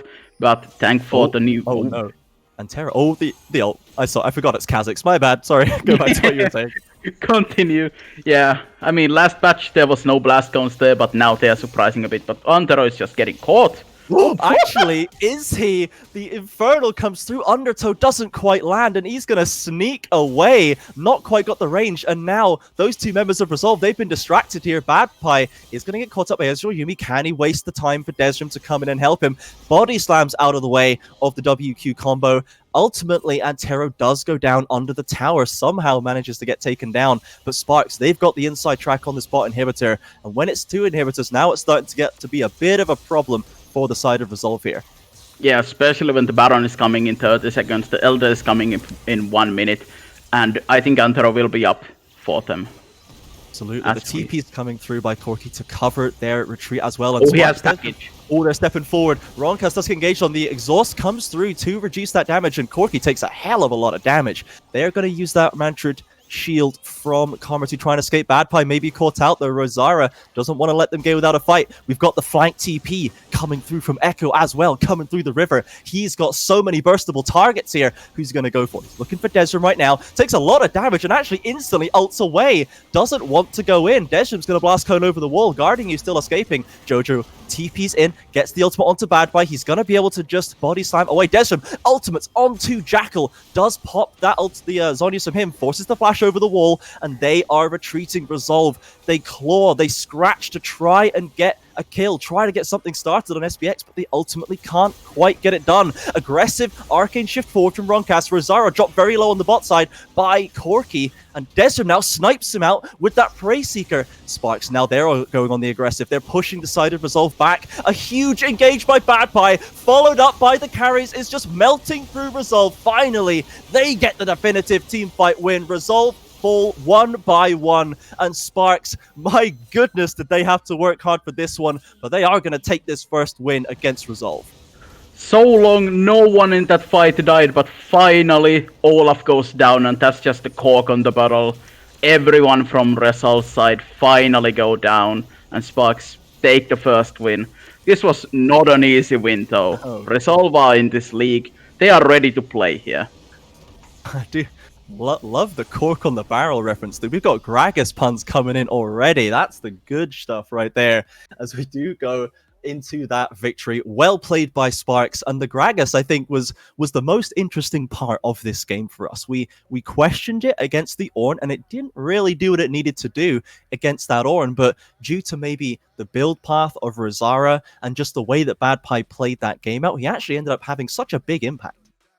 Yeah, definitely in this fight, he especially the last fight. The flash Yeah, for engage sure. was really good, but I still have a feeling that if he just went a bit more tanky in this game, he could have had the same impact in these team fights. He ended up doing almost the least damage in his team. Yeah, going full damage. It didn't really affect the damage, I guess, at that point. Yeah, but the most surprising part is the Ornn did the least damage in this game. That is, I don't know if it was JoJo's Ornn that didn't do damage, but Yeah, I mean, I don't know not how you completely pick, sure.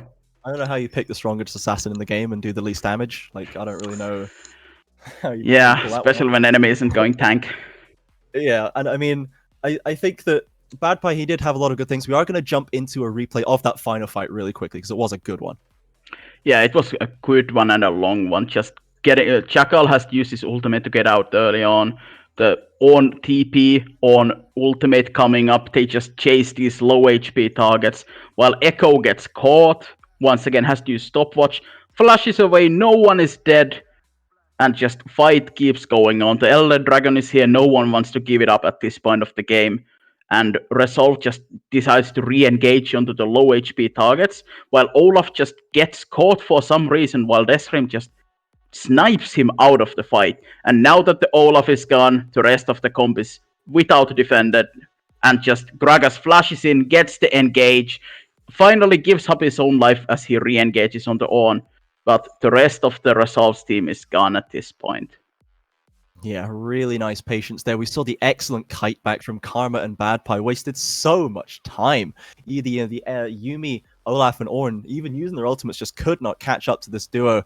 I feel like Jackal could have secured a kill there, but I think he maybe hesitated a little too much. Wanted to go for Desrim really hard, didn't have the vision for it. There were so many low health targets, but he's somehow just not able to find it. It's really tough for him, and yeah, just gets pushed back by that huge damage coming through from the Infernal Soul and Power team.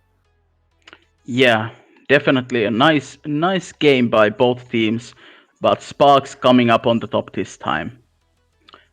But Yeah. now to the real deal. Who do you think deserves MVP on this game?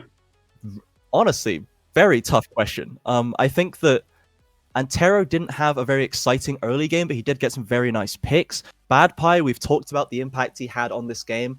I think maybe it's got to be Nafkala. He was so consistent this game. He's never too far out of position. He's dishing out so much damage. You could see the impact he had on that last fight. And, you know, as you mentioned, you talked about the lethal tempo early on. It really did come up dividends. He was doing so much work. And I think that they put him on the carry champion, and he absolutely lived up to that role. Yeah. Not the easiest matchup again. He had to play against the Echo the whole game, just ready to be one shot, but only dying once in this game. Definitely deserves the MVP here. So that is going to be Nafkala, our MVP. We are going to go to a interview as well with Antero, one of our favorite interviewees here. Always has a lot to say. Always one of the nicest people to talk to here to talk about this game. One of the things that I really do love to see as my final thought is that we have, in the first day, we kind of built a meta already. There is quite a definitive meta in the game right now, and we were following that relatively closely game one. But game two, both of our games, we have split that, meta open. We've got the Kog'Maw on deck, we've got the Gragas top lanes on deck, and I love to see that we do have that mix of, this is the strongest champion. We want to build the strongest team comps to do as best we can, while also keeping their unique identities as players and managing to make it work as well. Yeah, I'd definitely love to see some unique picks, even though every team given the chance are picking the Ezreal Yumi. A bit boring, but it is what it is. It is what it is. Sometimes, you've just got to accept that is going to be the way it goes. So we are going to drop over to our interview with Antero just about now, and that is going to be myself and Omena signing off for the day. After this, we'll have two more games coming up with Milky Cereal and Temporal taking those ones away. Stay tuned for that interview and the rest of the games, guys. Thanks for watching. Don't go anywhere.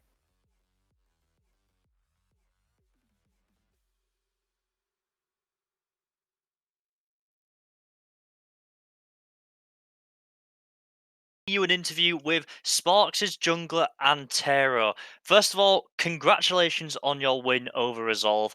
For one of the newer teams on the block, the new addition to SQ1, how do you kind of think that they measured up in that first game against you? Surprisingly decent, to be honest. I didn't expect this much from them. I think honestly, I was very surprised by how well they played. Because to be honest, I was looking forward to playing Resolve's main lineup because I think that was until a couple of days ago. I think at least the OPG there was linked, and we were assuming we'll play against that, and that would have been like, still in my opinion, a more interesting match. And when these guys jumped, we were like, oh, it's going to be so easy, and it definitely wasn't. I'm like very surprised by how well they played, and well, congratulations to them for doing that. Yeah, and I think that's a sentiment that's going to be echoed by a lot of people, to be honest, because obviously Sparks were coming in as one of the favourites this split. Definitely going to be one of the stronger teams, with you being the finalists from last split. So Resolve put on a really good showing against you. They certainly made you work for that. But I want to talk a little bit about your pick personally, the Kazakhs. Now, you kind of hovered and teased that it might be going Kazakhs top. You decided to play safe and take it into the jungle, but certainly a champion we haven't seen an awful lot of. Is that a personal pick? Was it a response to something they were doing, or what? What It's were a your little bit of thoughts? both. I really like the champ, and I've been good on it whenever it was picked, I think. And also, it's pretty decent with the Olaf. It can start matching it at level 6. If you get Q evolved, you match it at level 6. If you don't get Q first, you will start matching it at 11 or at warrior completion. And Olaf, having struggles to fight someone in river, in jungle, at level 6 is pretty terrible for the champ to deal with. That's why it's like both an answer into the Olaf and a pick that I am very comfortable on. Interesting. Well, I'm sure it's something that the teams will take notice of and start trying to think of that when they're preparing for you in future. Because Sparks as a whole, you've had a bit of a roster swap from the team we saw last time. I believe it was top and mid lane have switched out, and both Bad Pie and Nafkalar put in really good performance in this first game. I believe Nafkalar actually got voted the MVP from that game by CJ and Omena. Has it been easy integrating these new members in and kind of rebuilding the team around the existing core? Yeah, I think we also swapped support, so that made us like start with 3 new members. So it really was more of a rebuilding than integrating into an existing team, which made it relatively convenient. I think it's a lot harder to bring in like one new player into a pre-existing team than to just start from scratch, which we more or less did. I think it's only me and Desrim staying. It's 3 new people. It's almost like you're starting a new team. And so far, that's been going pretty great for us. I think we needed like the first week of scrims was a bit bumpy, and I think from now on out we're progressing pretty at a decent pace. And I'm happy to say that all of the new members, it's working really well for us, and we've been able to integrate them very well. I think that's definitely fair to say. We saw a lot of good performances. Bad Pie was getting out of difficult situations. Guarding You was putting in fantastic work on Makama as well. So always around, the team definitely looks strong. And we can't avoid this subject forever. We've got the rematch of the finals later on today. It is, of course, only a best of one, but Sparks split Raiders. It went to the full 5 games at the end of last split. You're here again taking on each other in the last game of our first week. Have you got any specific thoughts, any feelings about Split Raiders, having watched them in the first game of today? Not specifically, but to be honest, I can say that I think this split we should perform much better against them. Now I can say it. At the end of last split, it was very obvious that, well, some people are going to leave. We're not going to stay as 5 together. And we started just fixing problems with like band-aids. I mean, you saw us first pick Elise every game it was open, which is objectively a bad choice. Let's be real. And that's just us fixing problems however they can be fixed. Just whatever, get through these last games. And I think it's safe to say that without that kind of disadvantage, this split, we should be beating them pretty comfortably. I think it's still the beginning of the season, and right now, I think anyone can take games off anyone. But by the end of the split, I feel very comfortable saying that we will be a stronger team. Certainly an interesting perspective, because we heard earlier on that they were thinking it was going to be a bit 50-50 in the game against you later on today. So we'll have to see which of the two sides does look stronger. But for now, I have been joined by Antara. Thank you very much again. Always a pleasure to speak to you and get some insights. And after the break, we will be going to Core Dynamic versus Resolve. Both of the teams have taken a loss in their first game so far, so they're going to be out looking for blood. And Resolve hoping to bounce back strong after the defeat just here at Sparks. They'll only have a few minutes to prep, and you'll only have a few minutes to wait for our third game of the day. Don't go anywhere.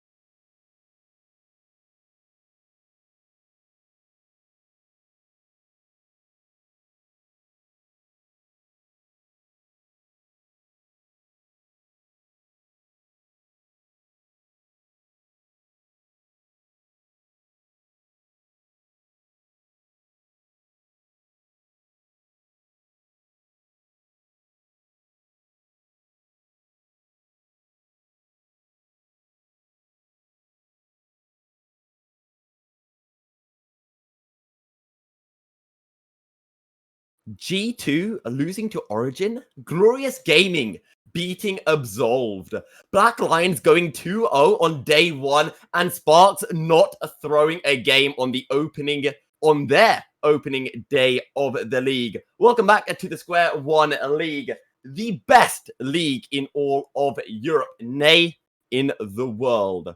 I'm your play-by-play caster and inferior SQ1 analyst, Milky Cereal, and I am joined in the casting booth by a Temporal as we have two more games coming to you this afternoon. We're kicking things off, kicking off the halfway point with Core Dynamic taking on the Resolve Academy roster before we have a rematch of the Spring Split finals with Sparks taking on Split Raiders. Temporal, your first time here in the casting booth. Are you excited? I am reasonably excited. We've got an interesting storyline in Resolve. Just coming off that loss to Split Raiders, a little bit sad. So we'll have to see. Sparks even. I know things that start with S. We're setting the pace for today, nice and low. If we jump over that bar, we'll have a great time.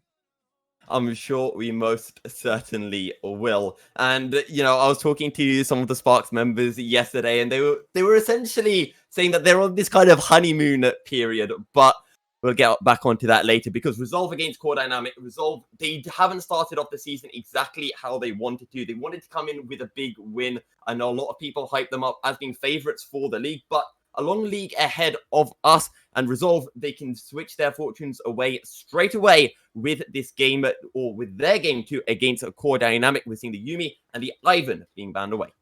Ivan on B1 says Varte is definitely a bit of a savant in the jungle. Maybe not wanting to see some of that Cogmore Lulu shenanigans that Ivan plays so well into.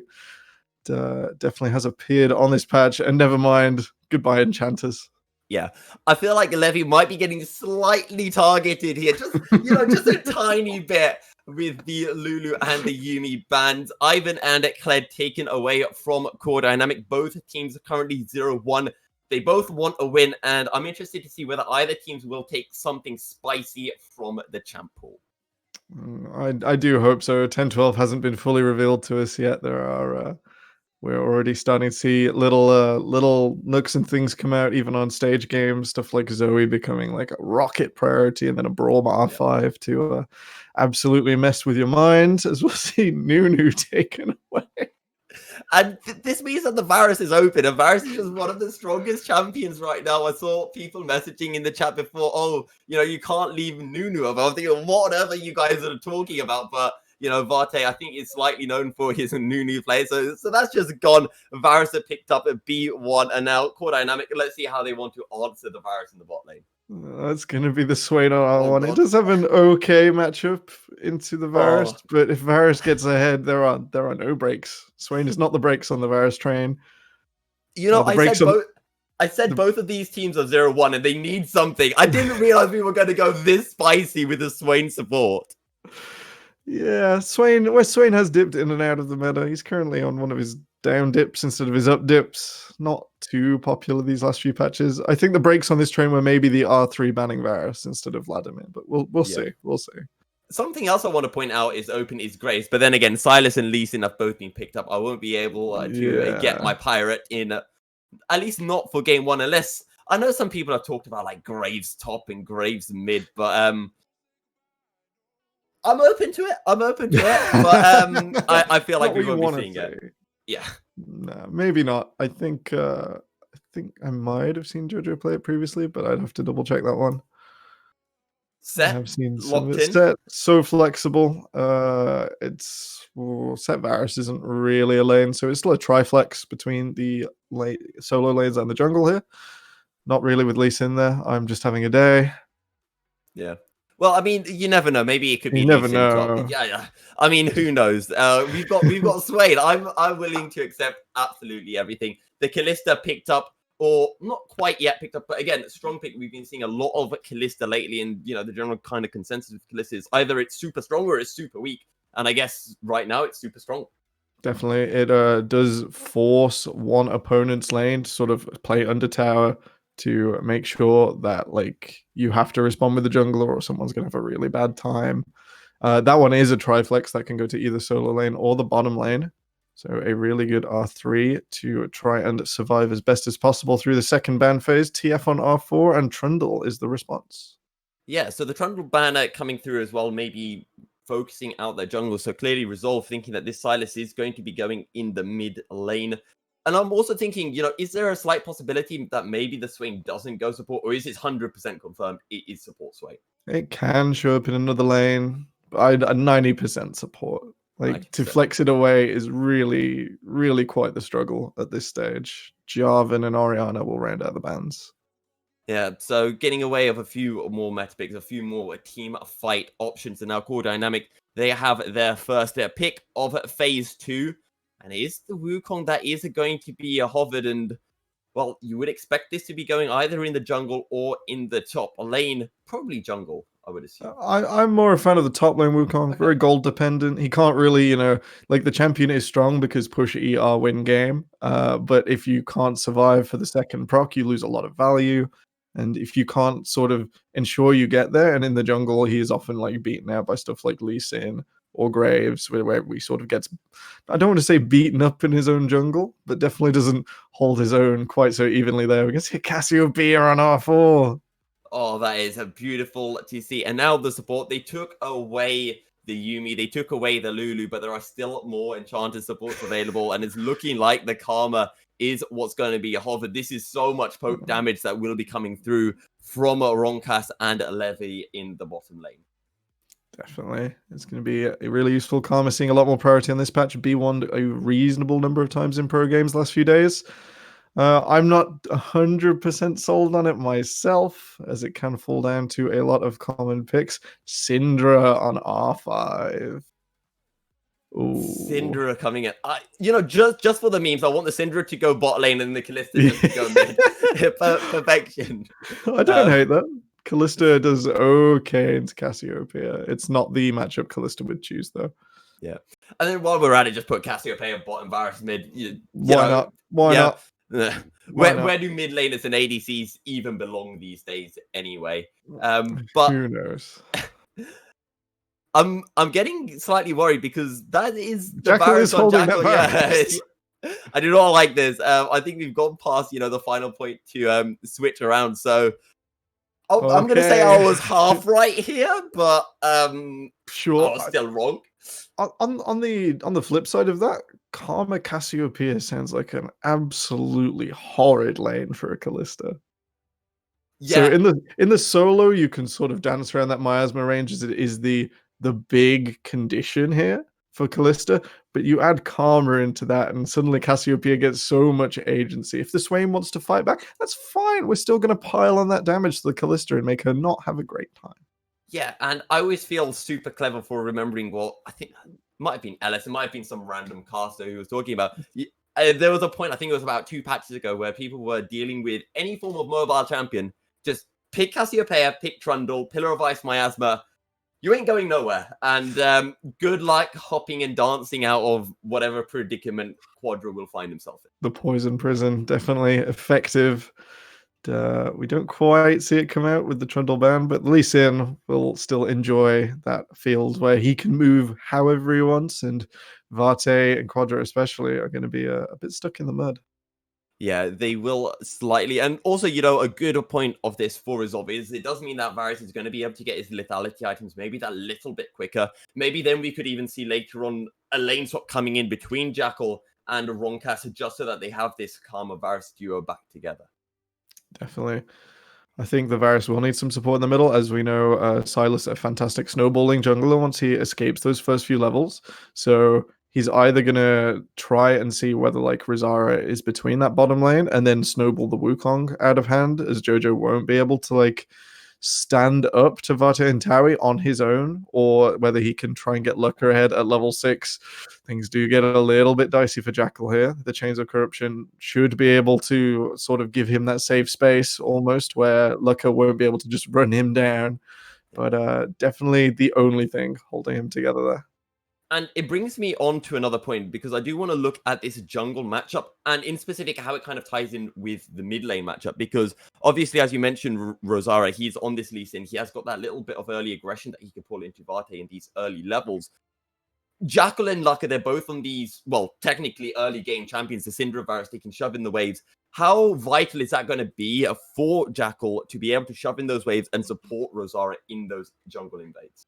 So it depends how the teams have decided to start their jungles off here. There is potential for vertical jungling, which would favor Vate incredibly, would let him get that level 4, at which stage, Sylas starts to catch up to Lee Sin in terms of being a full champion almost. It's not like Kane where he's like 70% till like 10, 12 minutes, but Lee Sin is like 110% till 20 minutes.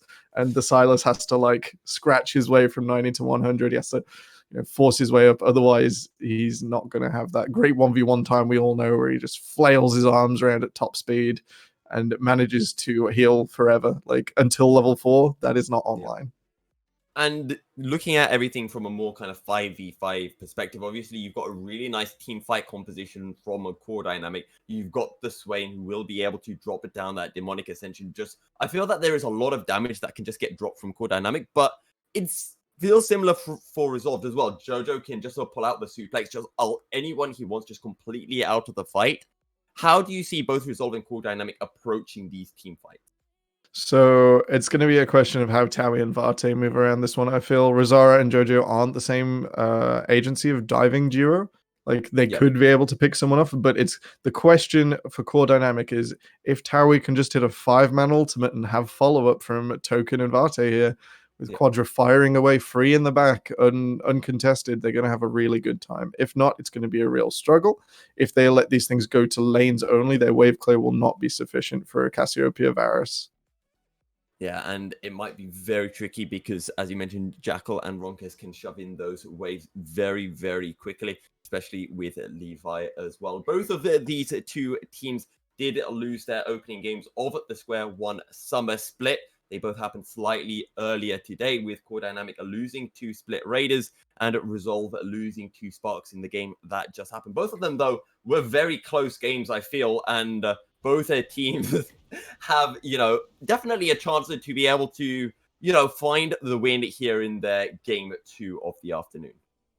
Okay, I did hear some summoner platforms spamming away in the background, so we should be onto the Rift really soon. I heard a bowl dropping as well, Temporal. Yeah, I don't know what that was. It's I don't know. I think we could ask our producer. I think that was his jaw dropping at the amazing drafting that we're getting here in the Square 1 League. But as you mentioned, we are on to the Rift and we are ready to go. Taui and Jojo, they're both looking. Do one of them want to get the first damage of the game? So we did see an adjusted line of scrimmage. Both teams have abandoned that top, the middle side jungle entrance, and instead are looking to make an adjustment here. I think Rosara would like to know where Vate is starting, as it will determine the first few minutes of this game. Yep, and it's the Jackal is not taking his Varus into the bot lane. It is definitely Varus mid and Cassiopeia in the bottom lane. The cleanse coming in for Jackal as well, so a slight TP disadvantage for the side of Resolve Academy. Definitely, we'll have to see if it matters through this middle. The cleanse, not a combat summoner spell.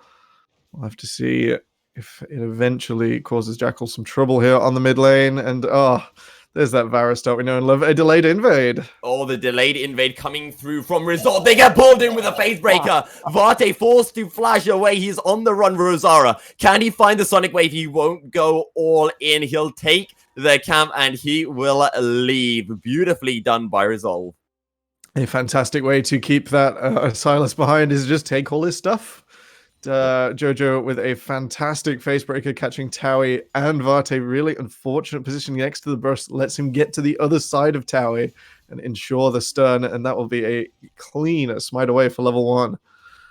I'm very surprised though that Rosara didn't flash for that. I could smell the first blood from all the way in my bedroom. I'm surprised that Rosara, he kept it cool. He thought maybe Laka might be coming up. I'm gonna play it safe. Oh, Jojo. Yeah, the Conqueror is stacking Tau. He's taking a lot of damage. He is a level 2 flashes. But here comes Rosara. Sonic Wave will not be able to find its mark. But Jojo will just beat him down to a pulp and take first blood for Resolve. Definitely, with the XP changes as well, that will mean Jojo has a solo kill and solo experience 2 minutes in. It is not what we want to see here from Core Dynamic. Maybe focusing a bit too much on their own way to get Vate through without checking what Razar is doing about it here. I guess you could say it's Resolve who have played with the Dynamic play early on, and it's Core Dynamic who are going to have to show their resolve. I think that's a fair assessment. Jackal taking some damage here in middle. Skin of the week won't be capitalized upon. Rosara, can you give Vate some space, dude? Like, he just wants to take some cabs and leave the poor guy alone. Definitely the best way to keep Vate out of this game is just to keep on going. It's a real shame that Rosara was able to full clear the top side. Hasn't had to contest his own blue buff here. Temporal, you've heard of double buffing, right? You've heard of triple buffing. Well, Rosara's just quadra buff Vate. It'll be interesting to see how he wants to manage the cooldowns on his own side, as there is potential for extra shenanigans here. Surely he has to know that Vate is moving onto this top side. Yeah, well, to be honest, Vate right now, I don't think... I mean, it's Jojo. You know, if it's not Rosara, it's a Jojo, and Taui can't even come down. Jojo's just gonna beat Vate down. Oh, he just kills him by himself. He doesn't get the Scuttle Crab, but Vate is sent back to the Summoner's platform once again. To be fair to him, it's only his first death of the game. It doesn't sound so bad when you say it that way, but oh man, what a rough start here. Vate could still come back into it, but it's going to take a long time. He is set way back here. He's only his Gromp spawned at the moment, and Rosara is just still clearing his jungle. Now Taui's coming up, but I feel like Rosara could just 1v2 this. Vate is only level 2. He can't fight this. You gotta feel bad. Oh my god. It. Rosara just decimates. He just decimates Vate. Taui was kind of there, like, do you dare go in? And Rosara's like, yeah, I'm going in. And Taui's like, yeah, I'm not doing anything. Sorry, it was all a bluff. We haven't seen sort of jungle disasters like this. Like, with a clear method and plan to like rescue from. Jojo's freezing on the top side. Taui's not going to be able to do anything here. And Rosara's going to clear top side and defend the bot side. Yeah. It's going to be a complete denial on top. I just realized what happened. You know when Vate went to take his top side Scuttle Crab and Jojo went down? Yep. When Jojo was appearing, Vate was thinking, oh, Rosara's coming down to take the Scuttle Crab. And Jojo was like, no, it was me. Deal. So Rosara can only be in the one place there. And if Vate was moving through the bottom side with no camps in it, he'd have seen him at the time. So the call to move on to the north side Scuttle Crab, very, like pretty much the only thing he can do there. Like very easy to call. Ronka's taking some damage, but that comment works so well with his Cassiopeia. Yeah, and Dr. Token pulling in Ronkas, but it just doesn't seem to do enough damage. The Levy can just drop down the shield, and Jojo freezing the wave, just keeping Taui away from farming. He's now got a nice 7 CS 7 CS advantage, and he's just going to keep on scaling. So far, Resolve just winning every single lane, and they're able to provide so much pressure for Rosara to do whatever he wants. Definitely, you didn't hear me sneeze there for a moment. Oh, Ronkas, so he's going to get burnt down. Levy's a little bit far away. Their shield will come through. Denies the ignite kill. Now, Levy, can he do anything? Rosara still taking the Drake. The piercing arrow comes through, but will not be enough. And now Quadra looking for Levy, but Rosara is on his way. Looking for the flank Sonic Wave, though, will not come through just yet. Quadra gets a lockdown. Now Ronkas looking to find some damage. No kills will come through. Quadra... Oh, Quadra's gonna get taken down. Rosara, one more auto. Quadra, though, beautifully done as out comes the Solar Flare, picks up the kill and makes it a 1-4-1 as Rosara finds his first death of the game and gives Core Dynamic their first kill. This is a really unfortunate timing. Vate can get back into the game. His topside jungle just spawned. His first buff is back up, and Rosara can't contest. Unfortunately, Core Dynamic knew that was coming. Their ward in the bottom brush was not spotted out. So I think Quadra baiting a little, maybe a little too hard, but definitely stepped up with the intention of eating the Sonic Wave there. You know, Temporal, here I was seeing, you know, Cassiopeia bot, Kalista bot. Actually, I'll hold that thought. Jackal, flash it forward, flash away from Jackal will keep him alive. Has to be careful. Chains of Corruption are available. Piercing Arrow will be focused on the wave. But as I was mentioning, I thought all the aggression was going to be on the bottom side of the map, but it's all been on the top side. And now the TP coming in from Luck are going to shove this wave in. And Jackal is in a bit of a precarious situation. However, Rosara is here. Scatter of the Weak misses, but Rosara goes in nonetheless. Looks for some damage. Sonic Wave, Resonating Strike, but the Unleashed Power picks up the killer, and Rosara will be forced to back off as Lucka picks up his first kill of the game. Definitely a bit of a greedy teleport, picked up no minions and could have walked back, but saw the potential for the play, and Varus is oh so susceptible to that Unleashed Power. Yeah, and I mean, that's the kind of situation that we're in. You know, you got the Varus into the Syndra, they both do an obscene amount of damage, but Lucka has that Seeker's Arm Guard, and Jackal doesn't have any magic resist, so Lucka's obviously going to be the one who puts out that more damage. Definitely. The teleport able to be used as a pseudo combat spell. Oh, Varte, just because you've got an assist and your XP is starting to pile back out, that jungle's still not safe. Is this what we call penta buffing? Sure. He still hasn't taken his blue buff. Varte hasn't got he hasn't got a single buff. I feel so bad for Varte, but let's try to keep count to see if we can get a new SQ1 record of how many buffs you can steal away from the enemy jungler. We're at. We'll have to check with production and media to see if this has happened before. Level 6 is coming through on the bot side. Levi would like his own, but not the biggest lack in the world. It, of course, still can cast that mantra. These early levels, and that will be the Herald over for Rizara. So he's still got 100% objective control, but it looks like Varte's getting his first buff.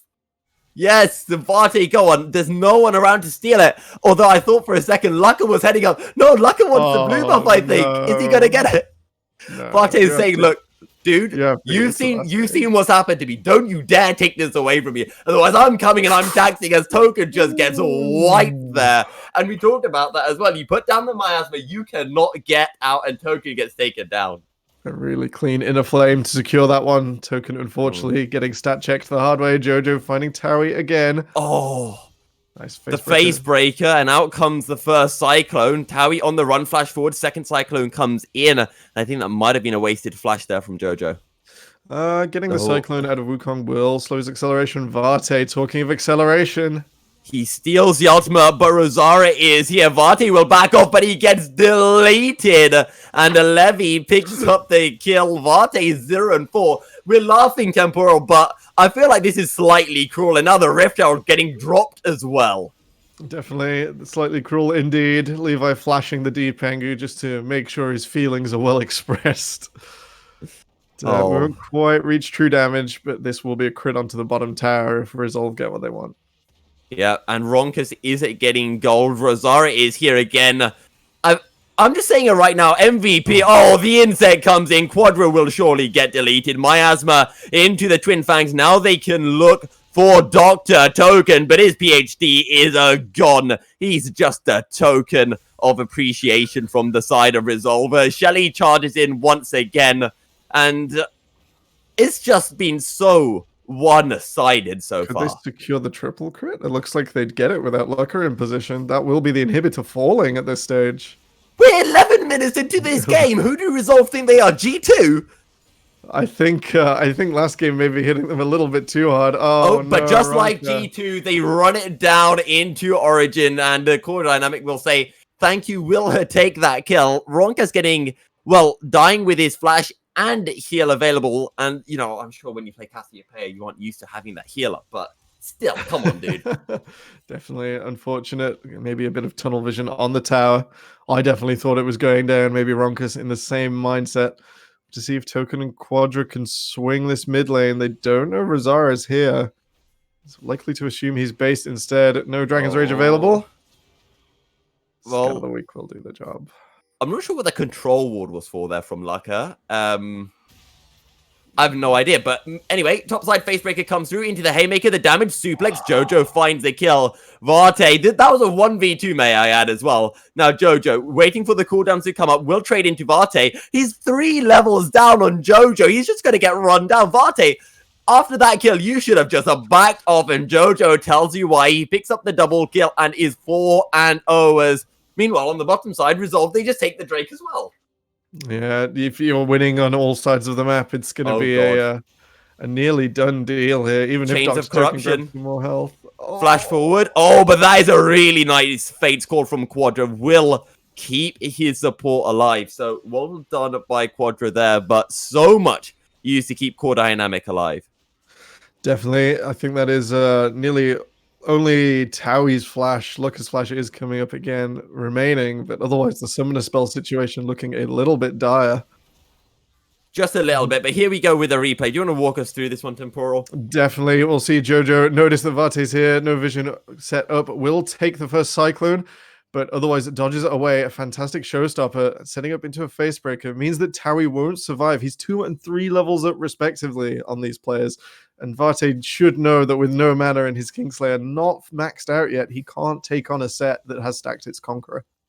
Yep, and there you go. The 10 stacks are coming in, and Vate, you can try to heal, but it does nothing into Jojo. 11 kills to 3. Turret plates haven't even fallen yet, Temporal.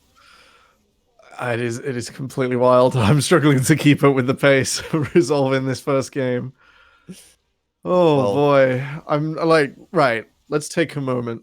We've been subbed in on Core Dynamic mid-game. What do we yes. have to do to finish this one out? I personally think there's going to have to be something huge with Quadra, like living through a fight that maybe isn't capitalized upon. Maybe the miasma doesn't quite land the way we want it to. Vate maybe stealing a Petrifying Gaze or a Showstopper and going absolutely wild. What else do you think needs to happen?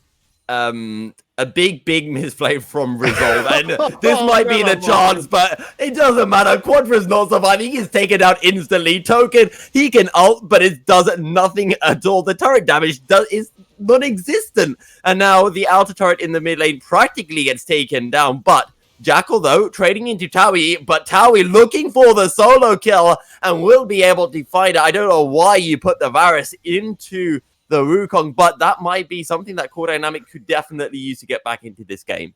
It maybe could have abandoned the lane and committed the teleport to it. It's not a huge proactive use, but it maybe gets you onto the T2. Vate will have to flash.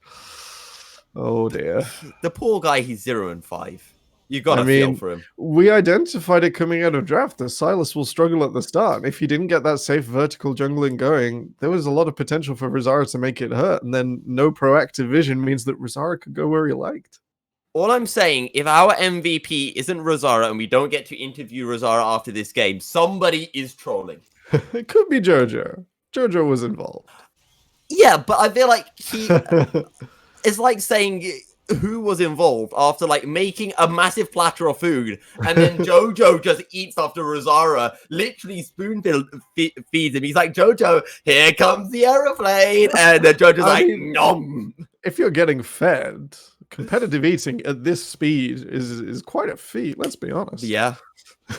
Right. Well, we know if Jojo's League of Legends career doesn't go well, we know what he can take up. Murdering Wukongs. That was beautiful. A facebreaker into the clone. It can only move so far. Jackal with a cleanse of Vate. Oh, no! The shield is in. Vate will survive. Piercing arrow will snipe Lucka. They find the kill as well as Jackal sidesteps the final Dark Sphere. Also, I want to clarify something, Temporal. Yeah. What we saw Jojo do, that wasn't beautiful. That's what we call disgusting. There's a difference. Absolutely disgusting. Yes. Yeah, I do love the facebreakers into blind clones. Just knowing that animation reset means he's still there. And a quick teleport over to the top side means that they have essentially 6 people on the map to CD's 4 as Dr. Token was still in the base. I think it's a little bit of desperation here, and I'm not sure this is the way out. Now, Temporal, you've never casted with me before. Oh, okay. Do we have you're gonna find out why every single color caster in the SQ1 absolutely either hates me or loves me. I'm like Marbite, right? And that's because I have 2 segments, right? I have interesting stats and I have Nerky Serials games, right? And what I do is I merge them into one. So my interesting stat is, look, Jackal, Vate, and Quadra are yet to get killed. Who do you think is going to be the last one to get a kill of the 3? Jackal, Vate, and Quadra. If they keep up with Jackal on the weak side for some obscene reason, it's going to be him to get last. So I would expect Vate to eventually, like he got the assist on one of those. True. So I think Vate is going to be first. Quadra, I'm not really sure. Like the lane assignment is still middle, which is against Jojo and Ronkers.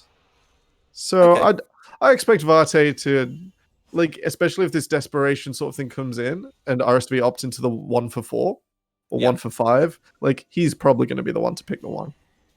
Okay, well, let's see. Towie's looking for Jackal. He goes in. Cyclone comes through, but the Chains of Corruption buys a lot of time. We almost might have got our kill, but Vate is now looking topside. And I feel like one of these two are going to be getting those kills. They can hear us. But Vate decides, no, I don't want to go for it. Shelly, or Kelly, I should say, charging forward in the mid lane. And that is a base almost cracked 18 minutes in. You're a Kelly kind of guy instead of a Shirley. I see how it is. All I'm gonna say is when I started catching on the what was it, end of season patch, I was calling it Kelly from the first. I'm the first caster that ever called it Kelly. That's all I'm saying. Okay. Okay. Scatter of the Week comes through a fair bit of damage as the Division of Empire won't quite clap, but Jackal, Towie. All right, I lose the game. It's fine. I'm not really sure how it happened. However, collapse coming through onto Jojo. Look at the damage output into the suplex, but he will get taken down. Dr. Token picks up the kill. Vate and Quadra is still looking for their first kills of the game. Rosara, he probably wants to go in. You know he wants to go in, but he's a little bit more sensible than that. They'll just push through another Sonic Wave. Rosara, don't go in just yet. Wait for your team. Be a good jungle boy. You're 4-1. Actually, everyone in this game has died with the exception of Levy. I think Levy may be flaming his teammates slightly. Yeah. God darn it, inting the game. How are you guys down to this? I'm not really sure how Jackal was able to pick up the kill onto Towie. Maybe some some brush and alcove play not used to its best. Towie's playing Rest, but the miasma comes through so much damage, and now the focuses of won't quite lock down onto Towie, but they can turn their attention to Vate. As the exhaust comes through, Vate will not heal up, and Rosara will get his 5th kill of the game and resolve. They continue pushing through on the top side of the map. Definitely, Vate caught out on an island all of his own making. Unfortunately, the exhaust capitalizing and making sure there is 0 potential as the second inhibitor tower falls. It does indeed. 18 kills to 5 for those of you tuning in. Welcome to day 2 of the Square 1 League. Resolve Academy are, well, in essence, thrashing as... let's just take a look here. Definitely, the Empowered W just started off. Flash does go wide, slow, managing to keep going. Jackal just flexing his muscles. Towie's cooldowns were up, I believe, at the start and could have committed. Instead, opted out and then had to turn around a little bit too late. This Baron is gone. Yeah. Ignore that health bar. It's not there already. Yeah, there's nothing Core Dynamic can do about this. 18 kills to 5. And I believe we were having, votes before on which team would get the most kills from week 1. I have a feeling it's going to go to Resolve Academy. I think they just need to hit 20. So 20 is the break point. They can't be beaten. Unless, we have some peak solo queue 50 kill each side performance coming up after this. I don't think we will. Yeah. I think it's currently held by Black Lions against... Ooh! I've got Black Lions on my... my prediction for that. Okay, Resolve. Come on, we got to end the game. Let's get it done. Just do it. Just take 1 kill. Don't pack your KDAs or anything. I mean, do you really need to kill them? They're all worth less than the towers at this stage. Yeah, right? Exactly. I mean, I need to double check because, of course, I have an ongoing feud with our head caster Sarge, who cheated to beat me last season. Yeah, it was absolutely atrocious, and yeah. I tell everyone I meet about it. But here we go again. They go in for Ronkas. Out comes a Petrifying Gaze, but it's not going to be enough. Sonic Wave into the backline with a Resonating Strike, looking for the damage. Towie getting taken down. Vate getting taken down as well. But the Unleashed Power, Towie keeps on surviving. There's a double kill coming in for Core Dynamic. And now they look for Levi. But the TP coming in. Rosara into the backline. It's a 3-on-3. Jojo running into 3-man face breaker. They take down Quadra. Just 2 left standing, and they will both fall. Rosara is unstoppable, and now they can look for Towie as well. Rosara will not be able to find the Sonic Wave, but he'll pick up the double kill nonetheless. 23 kills in for Resolve Academy, and now they can end the game. All right, this should be the end. I don't really see Core Dynamic making a push for those Nexus towers. That said, Levi and Jojo a little split. They want to pack their KDAs. I mean, when you've enjoyed a game like this, and let's call it enjoyment the last few minutes for sure. Not really sure taking the 4v5 is the optimal strategic decision, but definitely a lot of fun. And then Jojo coming in to show off a little at the end. Instead, we're going to see all 3 inhibitors and a back off here. Varte goes in, but he goes into two. There's a TP flank coming in, but Varte is gone. Now, Lucka, there's another TP coming in as well. The collapse onto Levi and Rosara. Taui goes in, looking for something with the crushing blows. Out comes the vision, the eye of a vision. Levi getting focused down. Look at the damage. Lucka surely going to get taken down. Will he be able to stay alive? Rosara getting taken down low. Lucka gets out of range, but Taui will fall. Rosara stays alive, but the kill will eventually go over onto Quadra. And I guess Varte is our loser in the getting kills game, but that was so close. And while all of that happens, the Mountain Soul goes the way of Resolve Academy. Jackal won't be able to find the snipe in time as Token gets off his reset, but look at the bait. It doesn't exist right now for Core Dynamic. It's in a really sketchy spot. I'm not really sure what the comeback way is here. Resolve really should have just ended the game there, maybe spoiling their own KDA a little bit, but picking up some more kills and assists.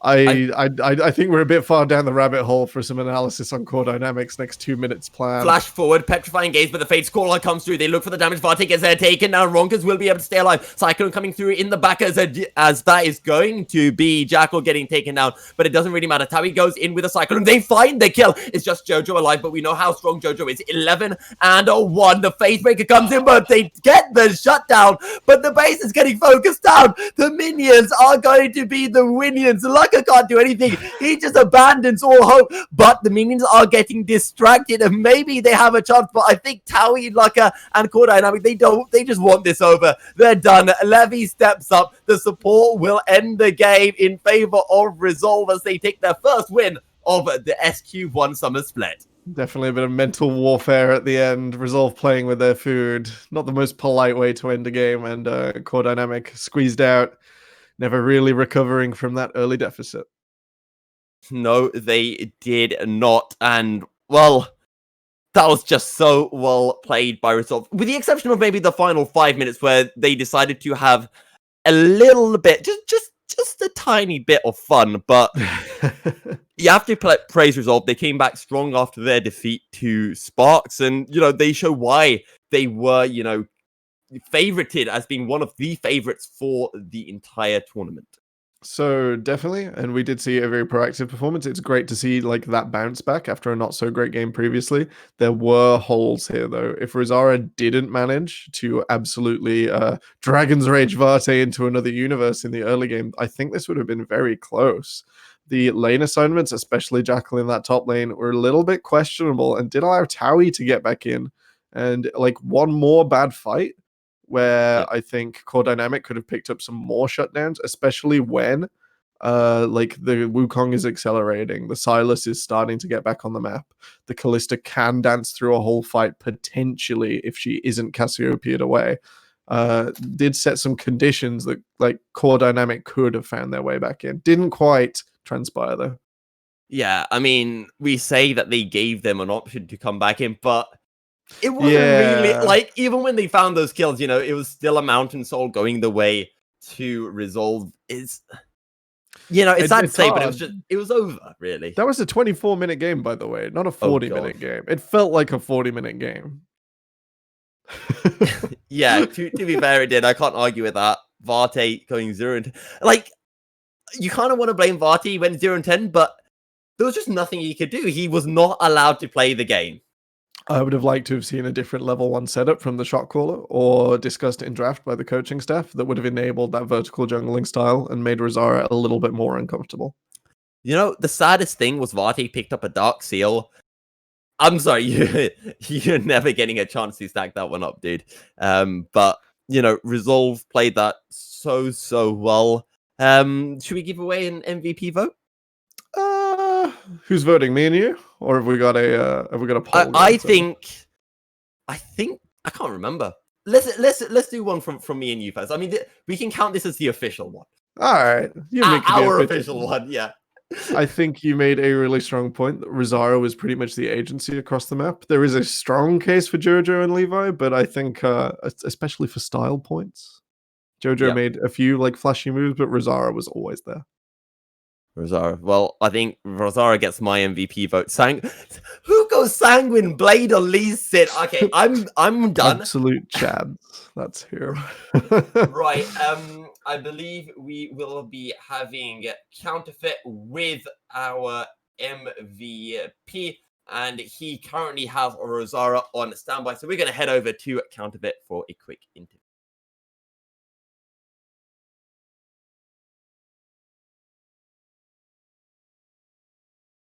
And Temporal, I'm here with Rosara, the jungler and hero from Resolve Academy. What a hell of a way to get through game number 2. So, Rosara, I guess my biggest question for you starting off is, why did you guys start that game so aggressively? The thing is, he's picking Silas early rotation while leaving listening open, so it's a really bad matchup for him, especially in early game. And I know he will just ward the entrance from a river. And I'm telling my top lane, late invade this guy, we kill them all. And after I got the red buff and his slash, I know exactly what he will do, and then we just kill them all the time. I guess to follow on from that, do you guys have experience with dominating teams that way? Because it felt like what you were doing was very deliberate beyond that point. As you said, felt like you knew exactly what to do, when most teams don't get the chance to be that absurdly powerful against another team with any regularity. The things when I'm playing the game is like when I'm on a comfort pick and when I dominate the opponent, I always know what to do. And I just tell my team, okay, guys, we can do this, and they follow my calls and we win the game just like this. Okay, and last of all, no, actually, I want to sneak in an extra question if I can. I mean, I know this is probably on a lot of people's minds. It felt like you and Jojo were kind of competing with each other in that last game to see who could push your stats at the highest. Was that the case, and does that happen often? No, that doesn't happen very often. We were stomping on the game and we were like a bit more funny about the game, and we were like, okay, let's see who get the more kills this game. I think everyone's pretty darn impressed. That was horrendous stuff, and I think a pretty good message for the rest of the teams going forward. But coming up for you guys in Resolve Academy, you've got Black Lion and Absolved Academy on Sunday 21st. So 1 week from today, how do you feel like your chances are against those two teams of winning and potentially seeing another huge stomp for you guys? I think we have pretty good chance. When we see our performance versus the previous team, we were like, okay, we played not that much scrims together. We can do this game against those guys. So basically, yeah, we have good chance to crush all the teams, and we'll try to do our best to just beat them all and just put their face under the ground, Well, you certainly managed to do that this time round. But guys, we of course have got one more game for you this evening. Coming up right after the break, the highlight of the night and the final game of this first weekend of play. The rematch between last season's champions and the finalists who took them all the way to game number 5. Sparks Esports with another shot at our reigning and defending champions, the Split Raiders. Only one of them are leaving this first week undefeated. We shall return after these brief messages, so stay tuned and we'll see you after the break.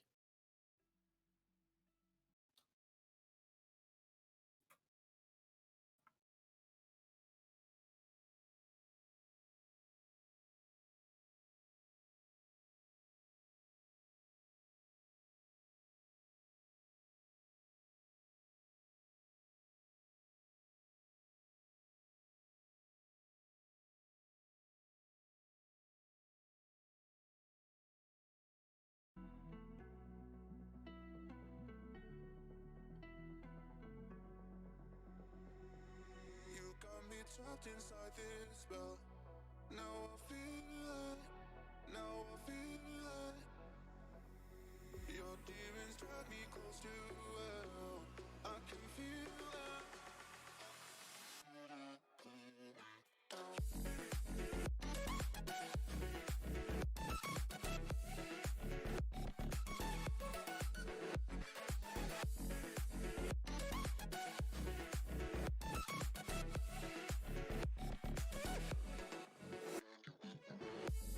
Too cold, standing in the middle of the downpour, looking in the mirror 'cause it's only you.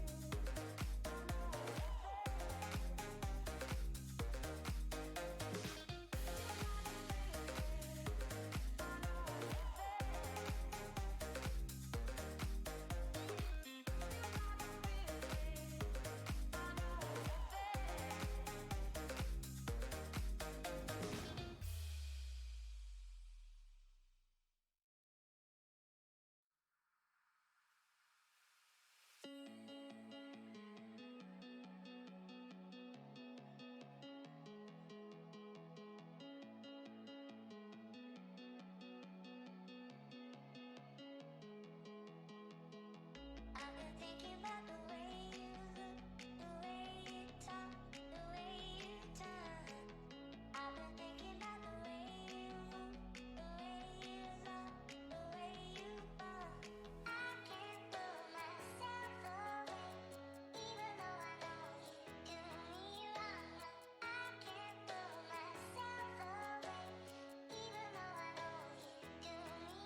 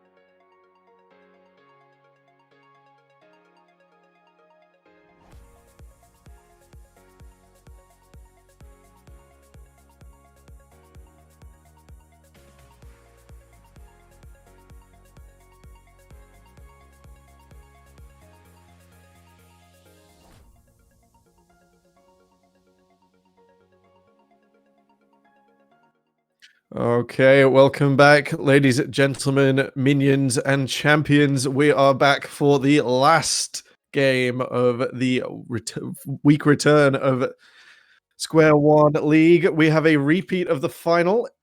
Milky Cereal, it's Split Raiders versus Sparks.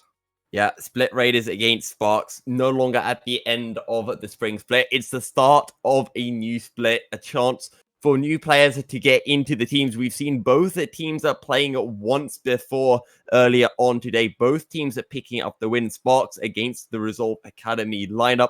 And we saw Split Raiders taking the win against Core Dynamics. Both of them looking strong, and will be interesting to see how things differ compared to their best of 5 final last time round. Definitely. Sparks maybe wanting to set the record straight and say, hang on a minute, that was really close, and now we're going to do better. Do expect to see some fruity stuff going on in the bottom lane. Oh, yes. We'll have to see what happens, though. Both teams slightly changing their roster. And we'll have to see what that contributes to this new season where these teams are expected to perform.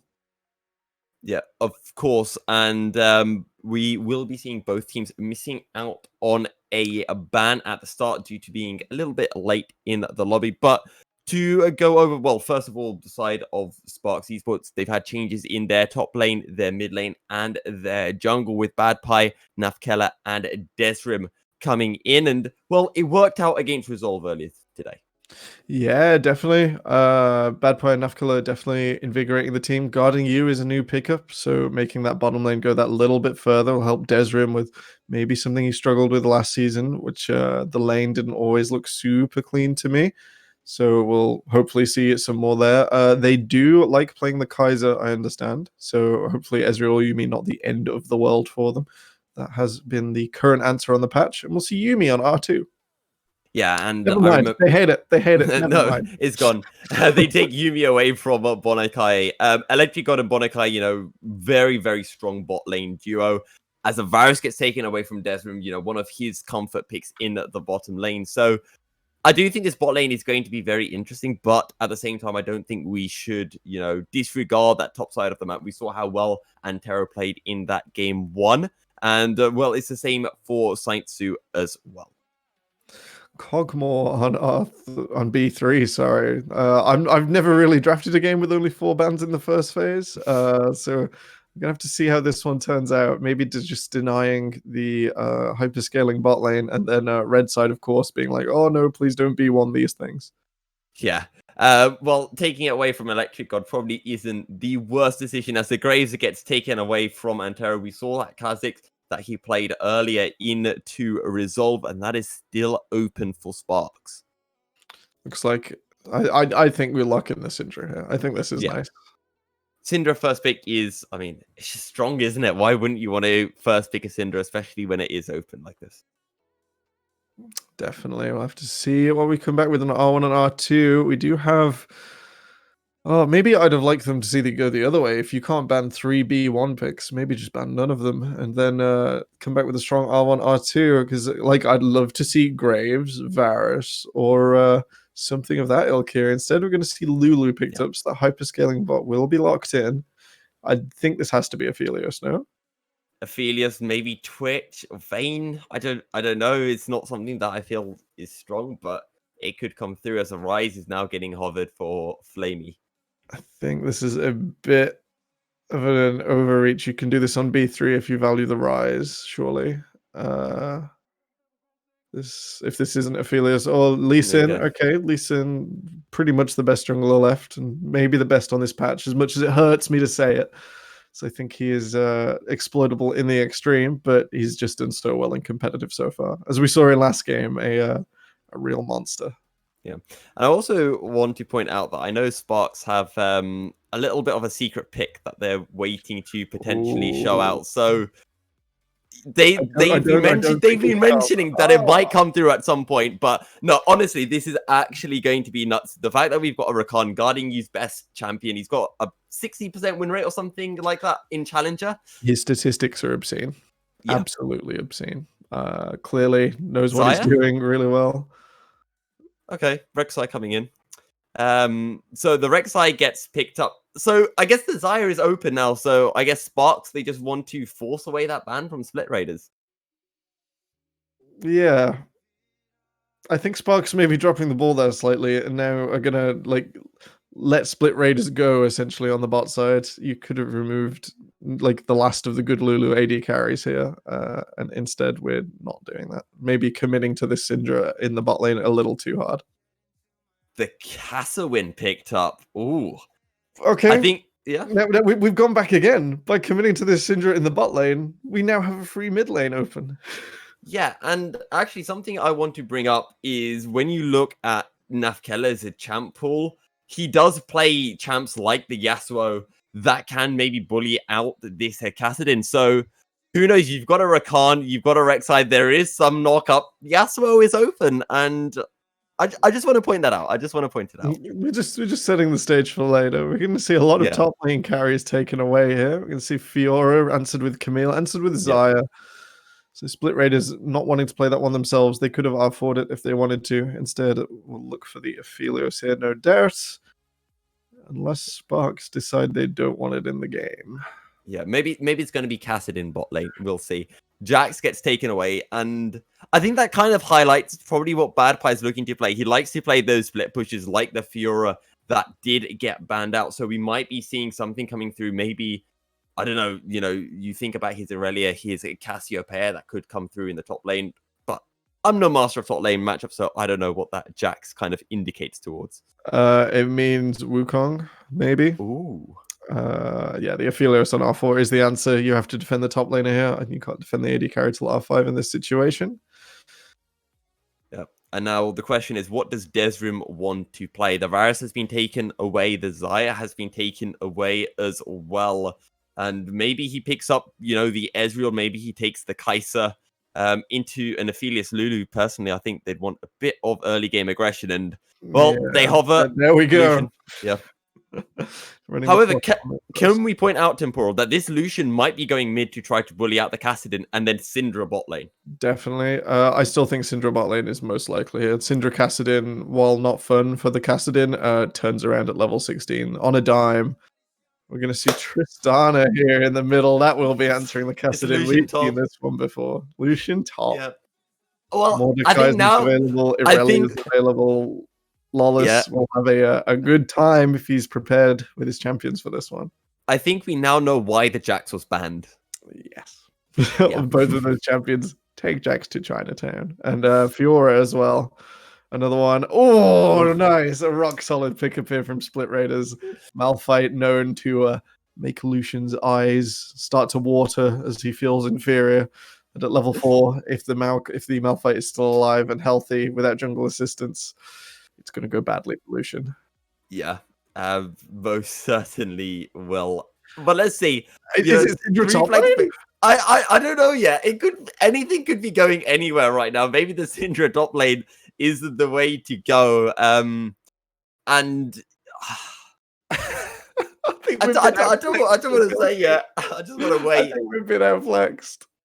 Yeah, we've been outflexed. I think everyone's been outflexed right now. I'm just so confused. And we've gone past the 22nd point. So it is confirmed. It's Syndra top lane against Malphite. Holy moly. And I was speaking to Antero yesterday after their Prime League game, and they were saying that they've switched their roster. They've got Badpie in instead of Finnick. And, one of the things he was pointing out is Badpie, he can play these losing top laners, and he's happy, game and game and game. He'll play that losing lane. He'll soak up all of those resources from the enemy team and just accept the loss of the lane. But we're not seeing that today. We're seeing the Syndra coming through. He's looking to win this and looking to carry his team forward. I'm a bit confused why Syndra wasn't put in the bottom lane against Lulu Aphelios, really. I mean, it doesn't contain the kill pressure it normally would, but that is not a bad lane by any stretch. And we can see Sparks with an ignite on this Lucian middle. Yeah. I mean, did we expect anything else? Let's be honest. They're hard committing to this. I think teleport's okay here. It can let you fix things. Maybe put Badpie down there if Saint Sue says, actually, I want Lucian for breakfast. And we're going to make sure that he doesn't escape the early game and doesn't do what he wants to do. It's not like a proactive move, but it does prevent sort of the Kassadin getting bullied, the towers going down in that way. And it's quite easy to do that in the 2v2 against a Rek'Sai. And I think we should also point out, how early game this composition from Sparks is. They win in every lane early on. They want to snowball as hard as they can. If it gets late game, you're going to have an Aphelios, a Casa win, and you've got your Tristana insurance policy, and the broker might not let you cash it at this stage. It's a bit dangerous. The market's not where it used to be, and the bonds might default, and we might be losing a lot of money if we rely on that insurance here. Yeah, I personally quite like the Syndra getting put top, just because I think if that was a Tristana top, it wouldn't. I mean, you'd be okay into the Malphite early, but after 6, I think it's just too risky. Even at 4, with the second and third point in the, I affectionately call it the cheese wheel, the Granite Shard, does mean that lane gets fixed really quickly. Wheel of Doom. The Wheel of Doom. Wheel of Doom. Rock of Doom. There we go. I don't know. I'm sure we'll have plenty of time in game to call it absolutely everything. But honestly, this is so interesting. And from the 2 finalists are from the spring split as well. And I'm going to keep on mentioning that these two, they made it to finals. They went to a game of 5. The expectation is they do it again.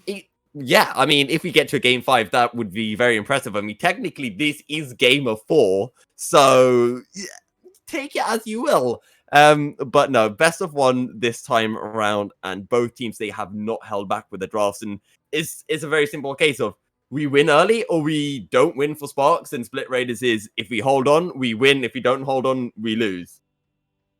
It's going to be really interesting. Like you mentioned, this Syndra pick in the top lane could go really either way.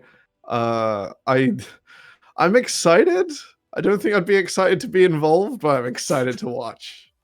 I feel like we are involved, we are on the Rift.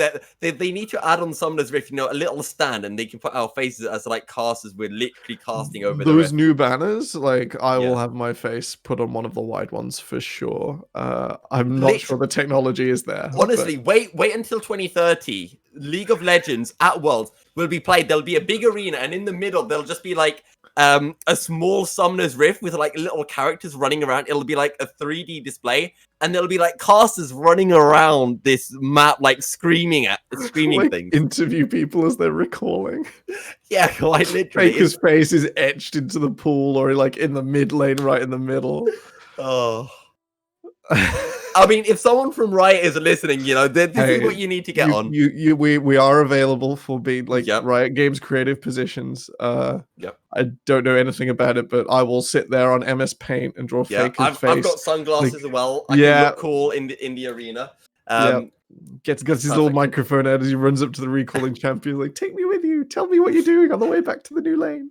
Yeah, you just see a cannon minion about to get taken, and one of the casters walks up and just boots it out. Not today. You don't deserve this. I can just see a Syndra getting ready to push in a wave and like rotate, and then Ellis just walks on and like takes the minions away. Like, no, you slow push. Do your lane properly. I think that's the answer. Oh, did you enjoy the LS Poke memes yesterday? I did not see the LS Folk memes. So it's the Church of Fnatic with Pope LS and Cardinal Boypo and Nemesis. Okay, right. And Priest Hillisang. Oh, I need to watch those games. I haven't seen the G2 throw. Oh, I know they threw, and I know it was bad, but I haven't seen it yet. No more spoilers from me then. Okay, I think we're nearly onto the Rift. Yeah. I'm still looking at Champion Select, but okay, so let's have a prediction then, Temporal. All right, yeah, let's spin the picture. Who do you think wins? Us. We're the real winners because we get to watch Syndra top lane. We'll take that as a win, yes. Sparks. Okay. I'm going to commit Sparks. I don't think Flamey escapes the lane. If he does, great, and they'll win straight away. This is like me gambling on the 51%, but sure, the 49 is like really close. Okay, I'm gonna play devil's advocate then. Yeah, I'm gonna go with the side of Split Raiders, just because last season we saw Sparks. They started off the season like absolutely amazing, and then a couple of weeks later we thought, who's this team? What are they doing? Why why have plat players been allowed into the league? And they played fantastically against Resolve. So now we get the coin flip game of Sparks. They are the G2 of SQ1. And again, it comes down to that early game, but I think Split Raiders can hold it out. All right, we have some level 1 shenanigans. We'll be looking to avoid the Lee Sin performance of last game where he can just bully everything because Ryan's balance team haven't done the season 3 and pushed him back into the ground.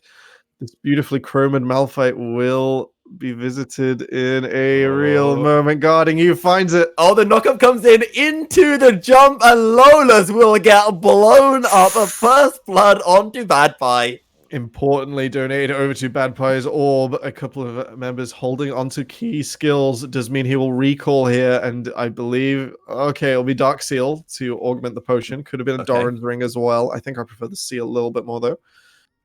Yeah, especially if Bad Pie can get some stacks into it, will be really, really strong. Electric God and Bonakai haven't moved forwards for vision here. Oh, no, they have not. They're too scared. They do not trust anything right now. They know they have to scale, I guess. And Antira should have been punished for this. And instead, I think Sparks are going to get away with it this time. No fixed vertical jungling. And Saintsu will have to not guess, but coin flip as they are faking a pull here on the top side. Yep, they are indeed. And I think it's probably a good decision maybe from Electric God and Bonakai not to go, just because they would have lost out in the... Oh, dropping a bush on chickens in 4 gives Saintsu everything here. Oh, yes. They don't have to full commit. So when they see the 5 members, they can sort of run in, run out. So we see, it's the start. Lawless with the cheese wheel. That will be a seismic shard there in Bad Pie. Yeah. I'll have to think about his actions. Oh, no, Flamey. Nafkela just finding the damage. And this is giving slight deja vus back to playoffs from the spring split, back when it was Dekara in that mid lane. And he pulled out the Callista and the Lucian in playoffs. And it was just so disgusting. Let's see if Nafkela can fill out those boots. Scab of the Week goes just wide. Bad Pie can't miss too many of those. Even though Malphite looks like that vulnerable, I'm a tank, I'm melee laner, can definitely perform fantastically in these lanes. You can't miss a seismic shard. It's physically impossible. Guarding you a little bit short there on the bot side means Antira will have wasted a little time. Well, Electric God did use the flash there, so that's pretty good for the side of Sparks. Exhaust was used by Desrim, but... Does mean they can return. Saintsu taking the slow route here. I'm not sure what's going on. Maybe he faked something topside, but it's just cleared half his jungle and moved over to the crab. Will be spotted here. Yeah, and he will indeed. Antero is going to make his way up. He's spotted by the ward. Will he be able to find the scatter of the week? Indeed, he can. Needs to buy as much time as possible for Antero to make his way up. Saintsu going in, finding the damage. Good a flash from Bad Pie, and Antero will just hover. They find the Parade Seeker, go in. Saintsu forced to flash away. No further kills coming through just yet.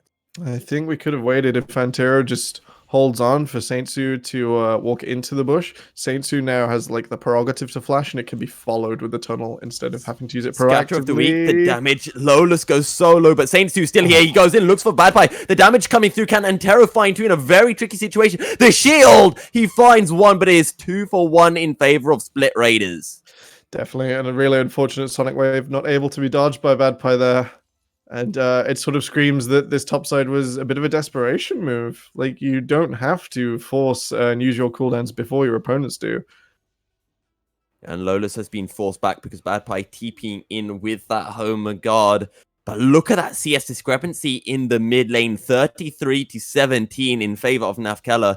Oh, he's doing what he needs to do. That feels Kassadin. Flamey will not have a good time. He'll come online very late in the game. When he does, he's going to have a great time. But maybe it's more of an if than a when here. Importantly, Lawless did miss out on a reasonable amount of experience in that top lane. We'll have to see if the delayed 6 makes the big difference here.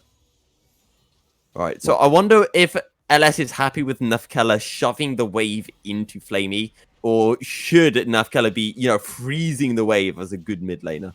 Against the Kassadin here, if you can guarantee Saintsu isn't there, I think it's best to get the gold off. Sure, Flamey will get the experience, but Saintsu can force a crash, and then the Lucian has to start answering more questions than he is prepared to. Speaking about Saintsu, he is hovering mid, but then again, so is Antero, and the junglers may be meeting once again, but they have to be careful. Lawless is slowly making his way down, only with level 4, so no unstoppable force available just yet, but this could be a big collapse. Okay, the teleport as well from Flamey. Nafkiller will be caught out in this mid lane. I think just uses a small dash over the wall. He's going to have to go deep behind enemy lines. Antero is here. Antero is here. Nafkiller forced to flash away as out comes the cheese wheel. They find the kill onto Nafkiller, the potential turnaround, but Badfire and Antero will be forced back as Split Raiders find their third kill of the game. It's really unfortunate. Antero's tunnel on cooldown could have made that the 2v2 and then forced the 3v2 just after, but without his flash or tunnel, not able to find Nafkiller there quickly enough, and that will give Flamey a little bit of extra time. Yeah, it will indeed. And since, that early stage Sparks, they haven't really been in full control. And now Flamey, he's pretty much caught up on CSO to Nafkiller. Only a few CS down. That's turned around real quick. Yeah. And now the advantage is in the top side. It's Badpie, who's, good 10 CS up as Grand Entrance won't be able to find Bonakai. Definitely. Lawless doesn't mind falling behind on CS here. I'm not 100% on board with his items at this stage. I'll have to see what he goes towards them with. Items for who, sorry? The Malphite. I think maybe the health regeneration option with your magic resist would have been better here.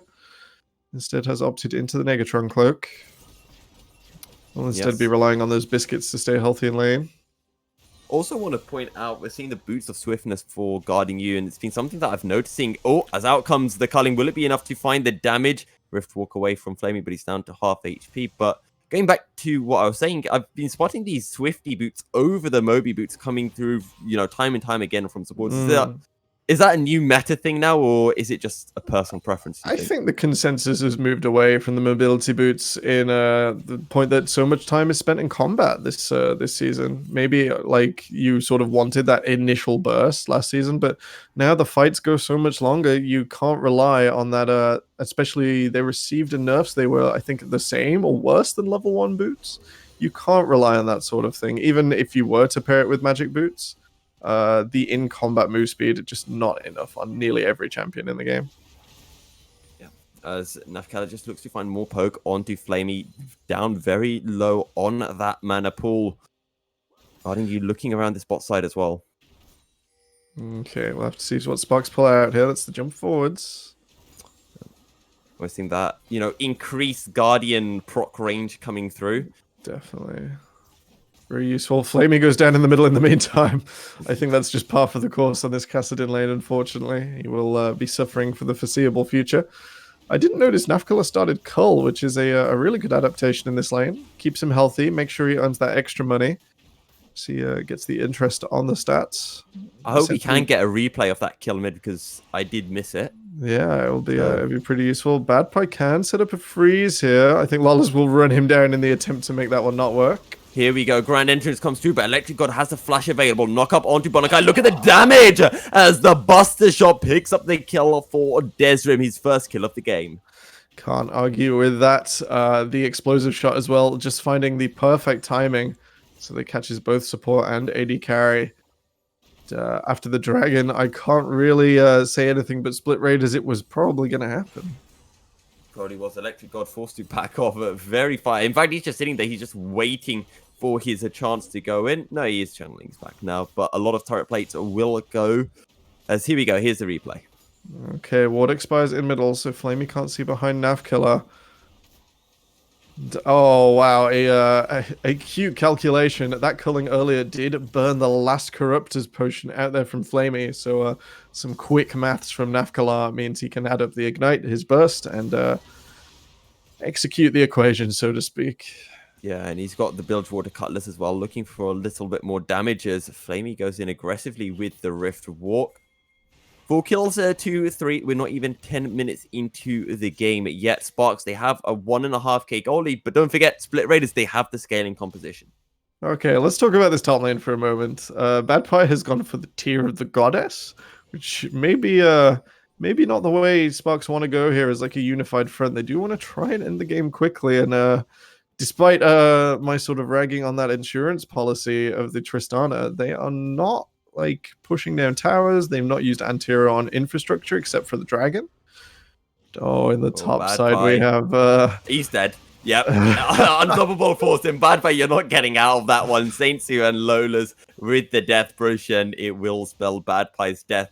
Maybe if he had the Seraphs, he could have maybe survived, but that, of course, is not up yet. Potentially. I'd have liked to have seen the Lost Chapter come out first, as it does give Syndra that agency in every lane she plays. Bad Pie holds onto the flash, doesn't even try to waste it there on the top side, as it would have been ran down anyway. Not worth trading it for Lawless's at this stage. So, it feels rough. Oh no. The Rift Herald gets summoned, but out comes the Void Rusher looking for the damage. Dragon's Rage onto Antero flashes away, and now Bad Pie turns up looking for the damage. Scatter of the Weak comes through, but Saintsu going back in, finds a kill onto Antero. Now Bad Pie in a very tricky situation. Another Sonic Wave into the Resonating Strike under turret, as the Unleashed Power finds the trade. 2 kills for 1, but this might actually be first turret going the way of Split Raiders, as now Sparks look for some revenge in the mid lane, but they're just going to have to concede and look for the turret damage. Definitely. Sparks do need to sort of get onto this infrastructure early. It's not really enough to just bop the Kassadin and collect a little bit of extra gold. We did mention that eventually when this team does come online, when Aphelios, Malphite, and Kassadin combine, like Voltron will come together and the game will end. I'm a little bit dubious. In the top side, Bad Pie did use his flash this time, let him trade the kill onto Saintsu. But it's maybe a little bit too late here for Sparks to roll the ball and achieve that win condition. Yeah, it might very well be. The gold is much more even now, less than 1k gold separating the two teams. And we do have another Drake in just over a minute. Sparks were able to get that first Drake of the game, which was the Mount. Definitely, we'll have to see. They're not changing lane assignments here. Bad Pie will still continue farming in that top side, but Split Raiders, importantly, have sent Kassadin up there. Might look to defend him with Saintsu and just bide their time. Means that Nafkala will not be able to keep killing Flamey, keep causing him to miss CS. However, the interesting thing I want to point out is Flamey, he's got the Seeker's Arm Guard, so Bad Pie will do a fair amount of damage, you'd expect. Definitely, but if it won't end up in kill conversion, it is not the end of the world here. We are still looking to scale the Kassadin, but if you can do so while bleeding less resources into the Lucian and giving Sparks more chances to attack the infrastructure, as if they needed more with his composition, it may provide those extra few minutes required to get the Kassadin online. A couple of wards on the bottom side jungle for Split Raiders gets cleared out as Antero just looks to pick up as much CS as he can, as many jungle camps, just try to take as much away from Saintsu. And now he looks towards the blue buff, and I guess we are now starting to get a little bit of that vertical jungling, which Sparks definitely want to do considering the Cloud Drake is spawning.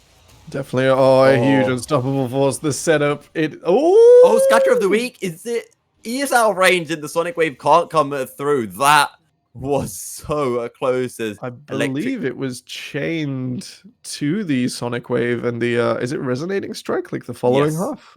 So the Resonating Strike looked like it started there for me, and then Scatter of the Weak, making sure that Saintsu stays at max range, and Bad Pie escapes what should have been an easy kill there for Split Raiders. Yeah, but I think that just highlights how easy it is for Split Raiders to find a kill. If Saintsu and Lolus are there, just unstoppable force into Sonic Wave, and it's pretty much a kill. But Bad Pie, perfect timing, able to keep himself alive. We are into a quick pause. I believe Electric God is having some connection issues, so we should be back. Milky, this is where I introduce you to my segments, and I get revenge for last game.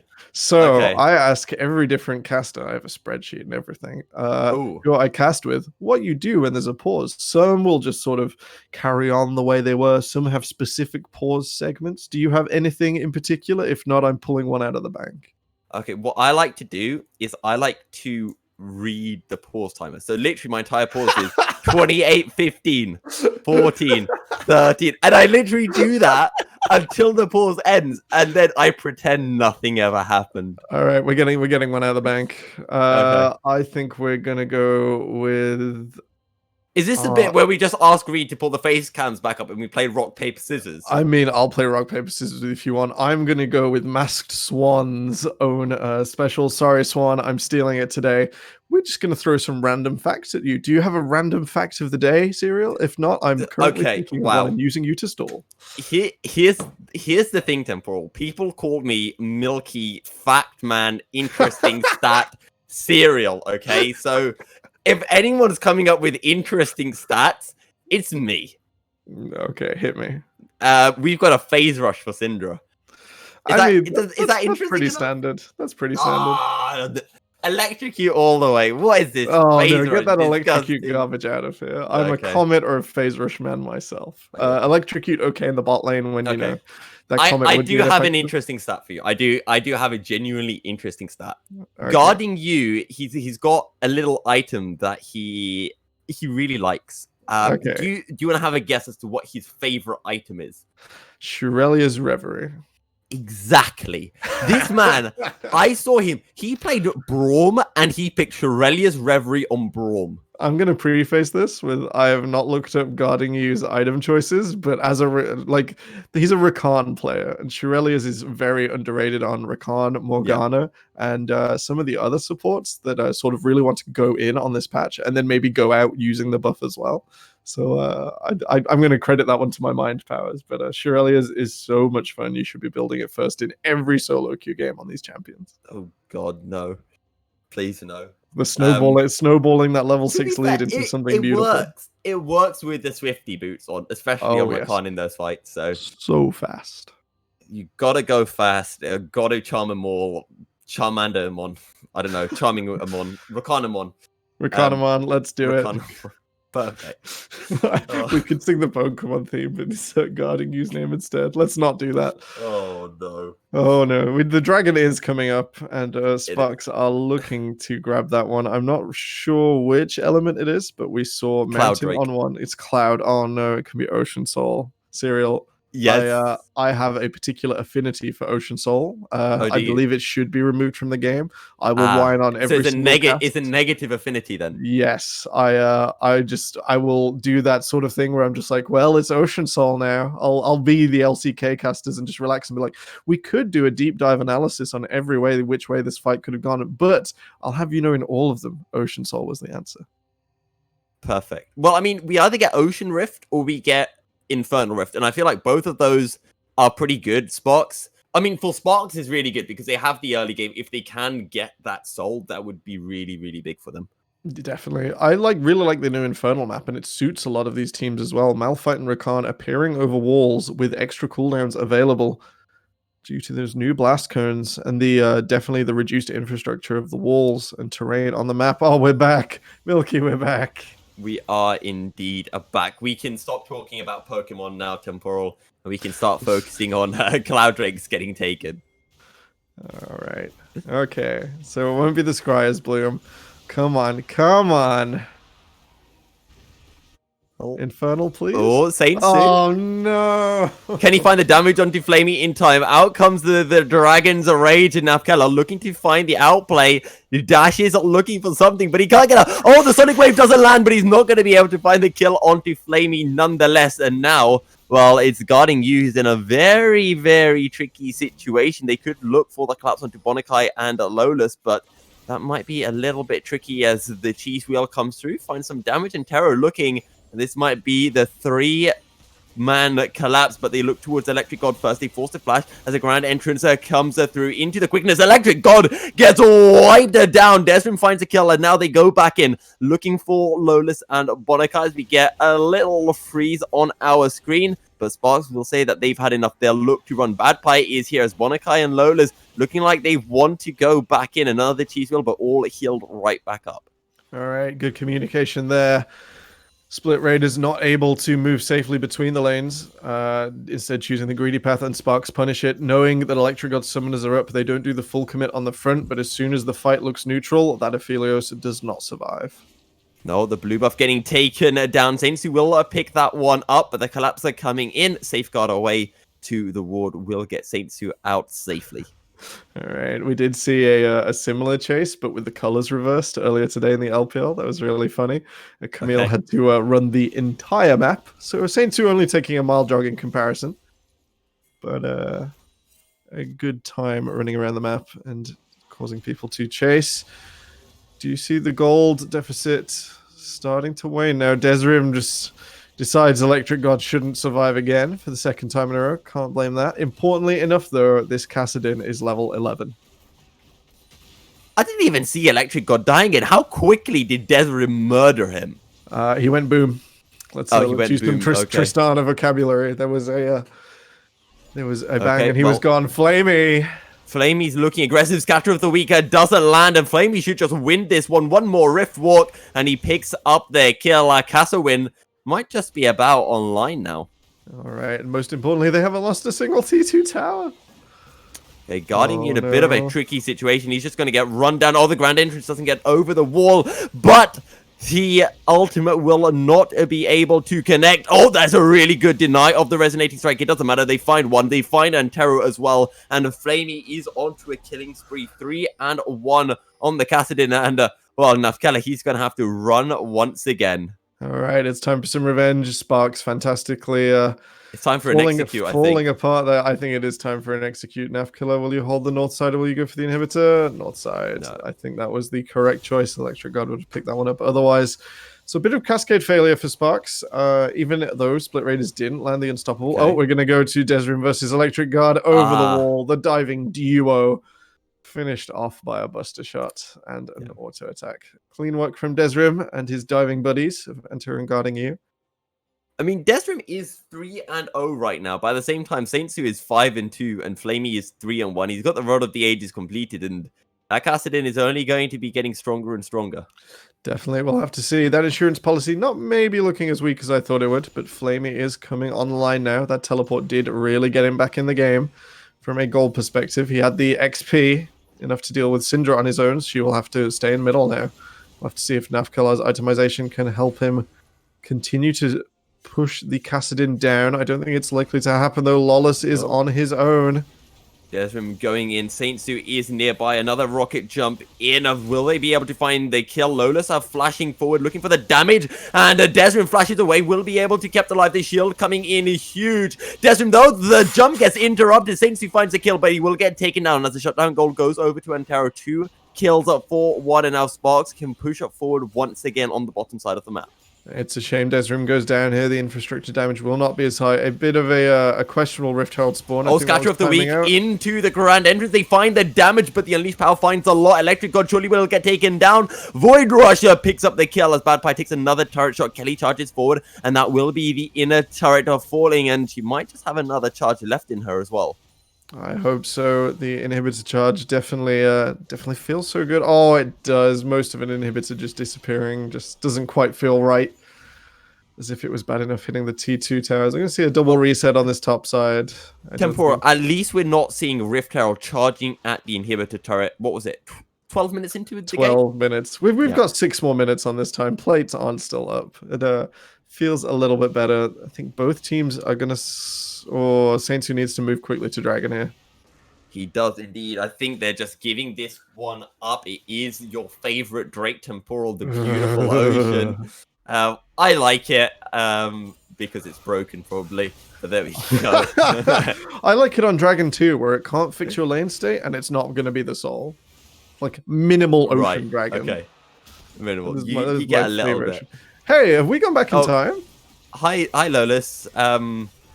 Bye, Lolas. Who gets the kill? This just happened, right? Lola's standing on the edge.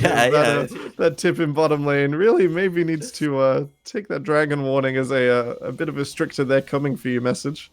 Well, Sparks all of a sudden they started to accelerate this game. It was looking very close, and now, well, it's looking like it's more favored towards the Sparks. Starting to get some of these items coming through. Still waiting for that Seraph's upgrade. So the 4-1 with Malphite, even though he has teleport, isn't good if a greater number of Sparks can disrupt that one, and then Split Raiders are going to be left with 4 in the middle guarding you. He presses W and he runs away. Guarding he's been playing so aggressive, but he just knows that there's nothing anyone can do into him. He just battle dances away or just grand exits, and he's fine. It's definitely a highlight of good Rakan play, being everywhere at once, and even if you do take a bit of scratch damage, it not being able to impact your agency. Bad Pie, you found Flamey again. Didn't this just happen too? Yeah, I think it did, and he's getting running down. Will he miss the scatter of the week? Well, I think he might just die beforehand. Another Rift Walk. Bad Pie just cannot deal with Flamey's damage right now. And, well, Nafkela might be in a bit of a sticky situation. However, he has Antero. Tries to dodge, tries to find some damage onto Bonakai as the Sonic Wave misses its mark, looking for the damage. Out comes the Wild Growth, and we get a pause with Nafkela mid-air. Doing the high jump today. Nearly found the damage, but I think that's all she wrote. That is indeed all she wrote. Baron is up, and that could be the focus for Split Raiders. Desrin pushing in, and it just looks like Sparks.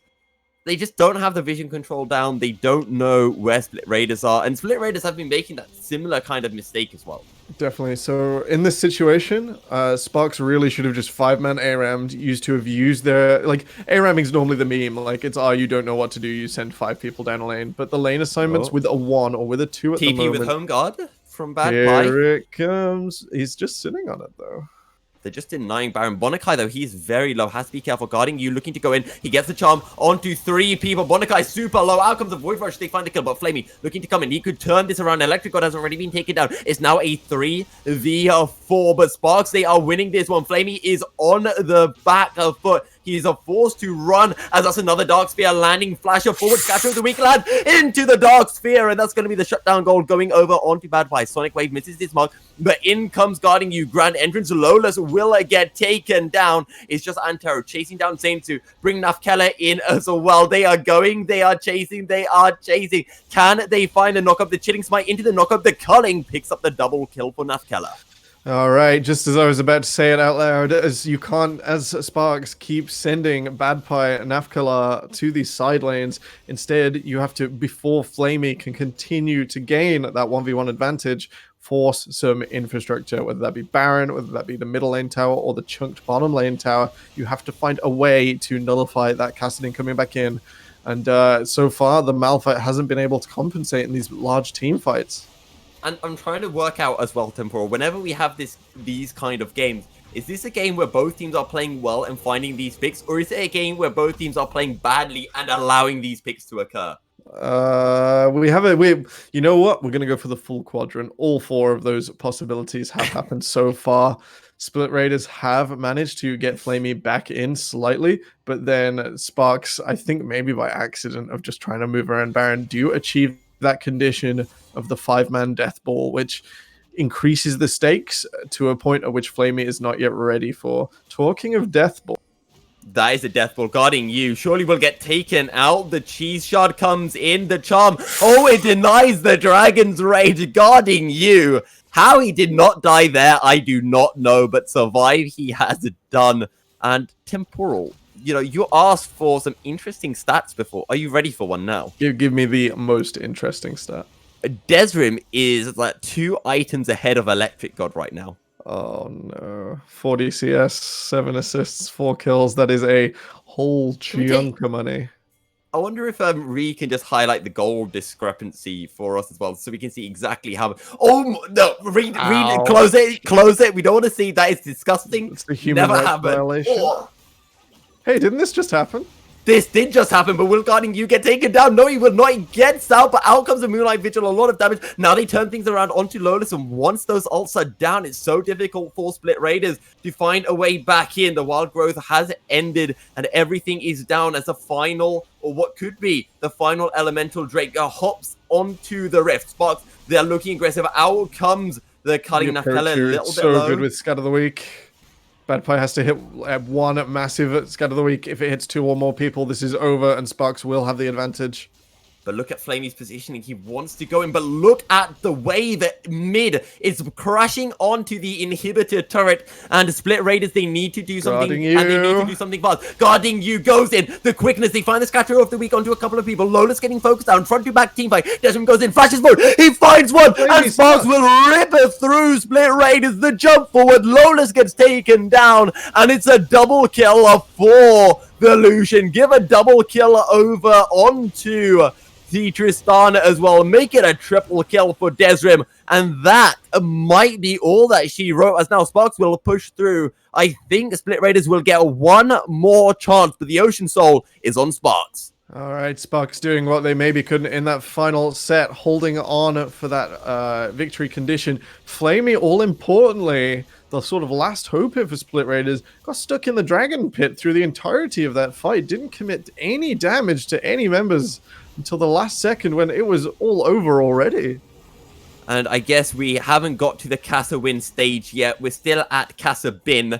And Nafkela guarding you are on the back foot, but Saint Su is looking to go in. The Dark Spheres are getting dropped. In they go. They're looking for the damage onto Nafkela, but he finds the kill. He actually takes down Nafkela. Saint Su looking for more. Flamey has it TV'd in, guarding you on the run. Flamey looking for the flank in Nafkela and guarding you. They cannot get out of this one. Desrim is on the way, but he's all a little bit too little, too late. Guarding you on the run. Can he get the grand exit out? He wants to go. The Charmer comes through, Battle Dance away, but Desrim finding a lot of damage, but they go right in on Desrim and they take down Desrim, and Sparks just throw it all away, and Terra's the only man surviving. He's got the Baron buff, but exactly, leave, don't stay around. You're just gonna throw away the final Baron. Well, I think they've already lost Baron, but Antero goes in, he waits for the backs to edit, and now he looks for the damage onto Lola's. Will he be able to find enough outcomes? The Void Rush, he's winning the fight.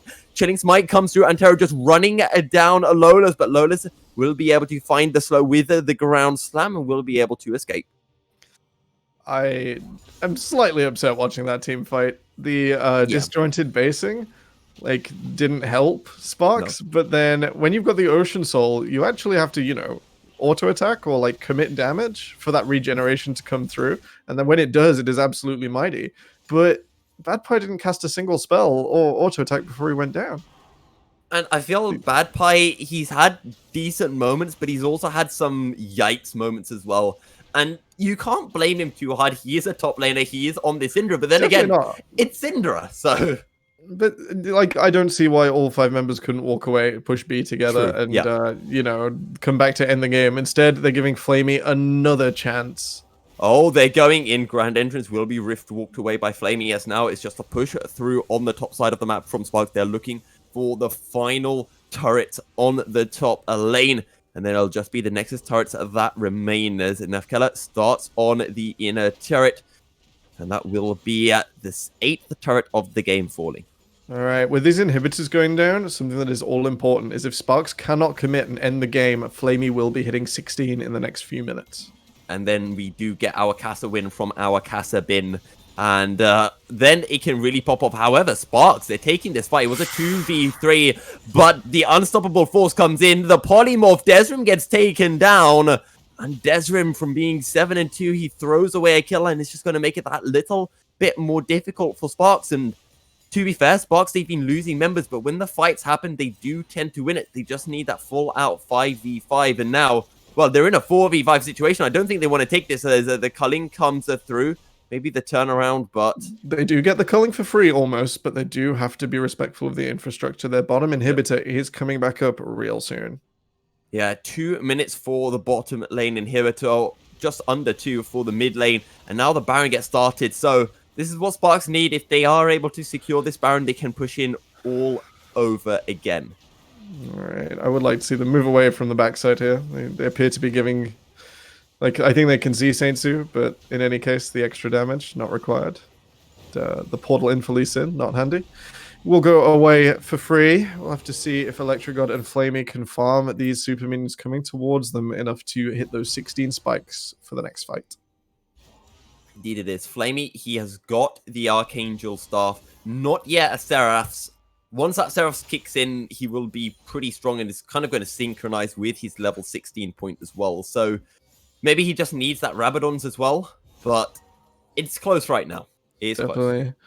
I think with the way Sparks have played this last one and knowing they were going for the Baron, taking that middle inhibitor and refreshing the bot inhibitor may be a mistake. They could have just left those spawning on the map and reduced the amount of XP and gold coming into Flamey and Electric God in a way that can't be answered.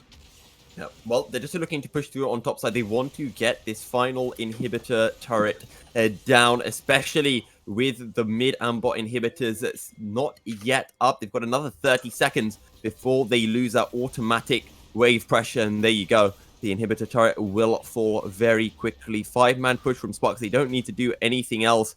They just want to get this inhibitor, but there are a lot of ultimate cooldowns that are available right now for Split Raiders.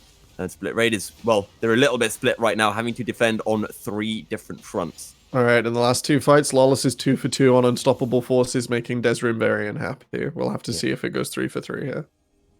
We will have to indeed. Or- Buy or- Banshee's Veil. I don't care if Yeah. you're Tristana, just get it anyway. Edge of Night. This is kind of what Edge of Night was designed for. If you excuse all of the lethality maths that's gone on this season, it coming in on the last item, lethality be damned. That passive is so valuable. Flamey has to know. No. Oh, they go in, they flash in, they find the CC. They want to take down that Kassadin as soon as possible, but Flamey will be able to rift walk away. In goes Lolas, but he's going to get burnt down with a Cully, and that's not going to be the best of Moonlight Vigils. Flamey getting taken down, falls her to stopwatch, but Nafkela just flashes over the wall. He fights the damage, almost gets taken down, but it doesn't matter. He's going to be able to stay alive. Now Antero going to be a focus down. Electric God looking for the damage, almost takes down Antero, but he will be able to heal. And now Split Raiders, do they want to contest? The Elder Drake is up. Sparks, they're looking to go back in. Antero leading the way, guarding you, though, will just zone away Saint Sue. And it looks like Bad Pie is just going to push in the wave as the rest of Sparks, they look towards the Elder Drake. And once again, Temporal, when we get these 5v5 team fights, it's Sparks who come out on top. Definitely not letting any of those strong side laners cause any trouble, and making sure that Lawless cannot hit Desrim with these Unstoppable Forces. We'll have And to now Bad see Pie if- flashes forward. Oh, he's going to be able to find the scatter of the week. And it is a crucial scatter of the week. 2 more kills go the way of Sparks. And now they can just run it down and end. Saint Sue and Bonakai not going to be up for almost another 40 seconds. And Sparks, they push through in the mid lane. The TP getting channeled as well from Bad Pie. This might be it. Sparks looking to join Black Lions as the one of the 2 teams, if I'm not mistaken, to go 2-0 at the start of the split. Flamey gets taken down, and it's just the Nexus turrets that stand in between Sparks and 2-0. Guarding you will get taken down. His 3rd death of the game. Lotus gets a focus. He goes in, looks for the damage, but it's just not going to be enough. Nafkela with the double kill. And Sparks, they look to the final Nexus turret. They now look to the Nexus. It was a close game, but Sparks, they take the win against their nemesis, Split Raiders, and they will take game 4 of the afternoon. All right, not even the pool safe there at the end. A pretty convincing win. Sparks managed to use that insurance policy I wasn't so convinced of at the start. Get that 5v5 death ball rolling. Flamey, importantly, didn't reach level 16. No, Flamey, it did not. Super, super close. And wow, what? To be fair, I mean, we were wondering whether Sparks were going to win that early game, and it didn't look like they had, but in the mid game, they were able to find the fights despite, giving away kills from time to time, but they came out big.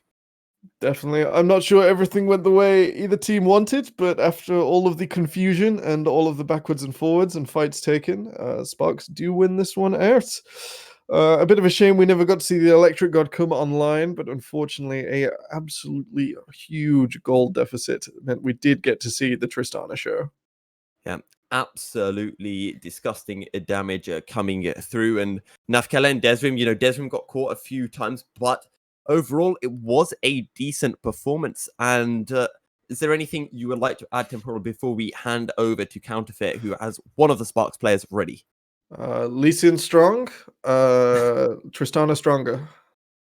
Tristana stronger. All right, we're going to be heading on over to Counterfeit, who has a Bad Pie, the top laner from Sparks, standing by for a quick interview.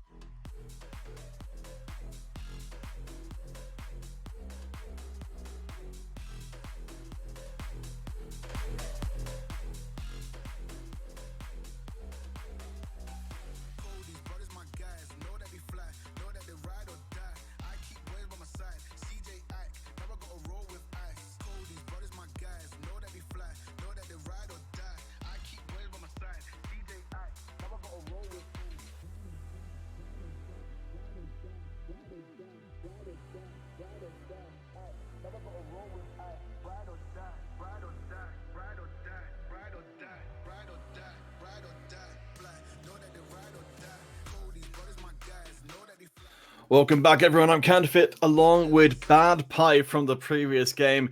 As we have seen, the champions, at least temporarily humbled by their challenges from last bit. Now, Bad Pie, I know they won on the team last time round, but still coming into this finals rematch, what was the kind of atmosphere for the team like? Oh, well, this league we are taking more lightly than Prime League, but we are still obviously tryharding game. But with draft and stuff, we are playing different kind of champions. We have more open champion pool in this league than in Prime League. But we are obviously excited to play here, and it's fun. So I guess the biggest question for me coming to that one, and I think it also threw our casters a little bit for a loop as well. The Syndra top lane. What was the reasoning that went into that one? Well, in game, since they picked Aphelios Lulu and we picked Rek'Sai, we wanted to just hard punish the bot lane, permakill them and stuff like that. And then they picked the Kassadin, so we thought if we just put Syndra top lane and just let it die 10 times or whatever, it will still like do damage because it's Syndra, and then we can get like hard winning mid lane like Lucian, so we can even better like amplify the impact on bot lane with the ganks. So that was the main idea. We just sacrifice like top lane.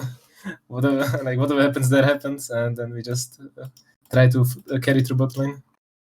Yeah, it looked a little bit dicey for a while, but it worked out in the end. I mean, that game ended up being so close towards the end. Was there ever a moment in which, Sparks as a team started to become really worried that you guys were going to lose? Oh, I think we were calm pretty much through the whole game. We just had to keep in mind that the team fighting is basically Malphadar starting the fight. So yeah, we just had to not give them the chance to do that. And I don't think they had the chance to get like a good game-winning Malphite ult. And then we just always had we always moved first into the objective, and they had to kind of face check us, which also forced the Malphite to not have the perfect ult.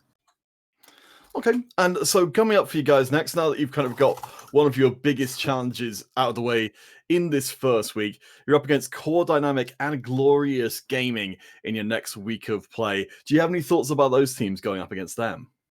Since I didn't play the league, I don't really know much about them, but obviously we will try our best. Maybe it's the best of one, so it can go either way. Maybe we'll bring out another spicy picks that are unseen. But yeah, I expect us to win those matches. All right, it looks like the chat are very fond of you as well. So thank you guys for showing support for Bad Pie. But for now, Bad Pie, thank you for joining. Thanks for the interview. That's okay. We're going to, of course, just give you guys a little overview of what's coming up next week. So on Saturday, the 20th of June, that is 6 days from today, Lions Creek up against Glorious Gaming. Both of the teams having played 2 times already, but Lions Creek still chasing after their first win. The Glorious Gaming will have some hungry Lions to contend with, even after taking that win off of Absolved Academy earlier in day number 1. We have Core Dynamic running 2 games back-to-back against Sparks Esports and Lions Creek, as we just mentioned. It's going to be a pretty tough time for Core Dynamic after getting dominated by Resolve in their second game. They're spitting blood and fire coming into week number 2, but I think it's going to be a pretty rough run for them here. Probably their best chance for Core Dynamic is up against Lions Creek, who have yet to grab a victory for themselves, likely to be the turning point for one of those 2 teams. And to end out Saturday, Glorious Gaming will go up against Sparks Esports themselves. Of course, just after this victory, Sparks have gotten themselves a hell of a lot of momentum. We'll see if they can keep it. Now heading over to Sunday, Absolved Academy go up against the Split Raiders. And Resolve coming in with a 1-1 record. The Split Raiders, again, perhaps getting a little bit of a humbling from this last game. We'll see if they can recover their momentum. And Black Lion Academy will be going up against Resolve Academy in the second game, as Black Lion put their undefeated record on the line. And, of course, doing the same thing again against Split Raiders in the following game. So we'll really get to see how the top of the table will come together. And to end out Sunday, 21st of June, Resolve Academy versus Absolved Academy. Absolved versus Resolve. And the only way to solve it is with extreme action to end out our second week.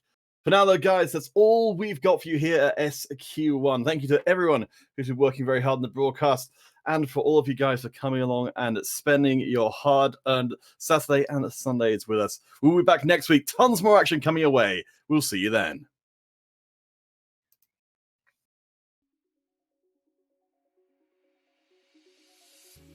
You gave it up before you even tried, before you even gave it a shot.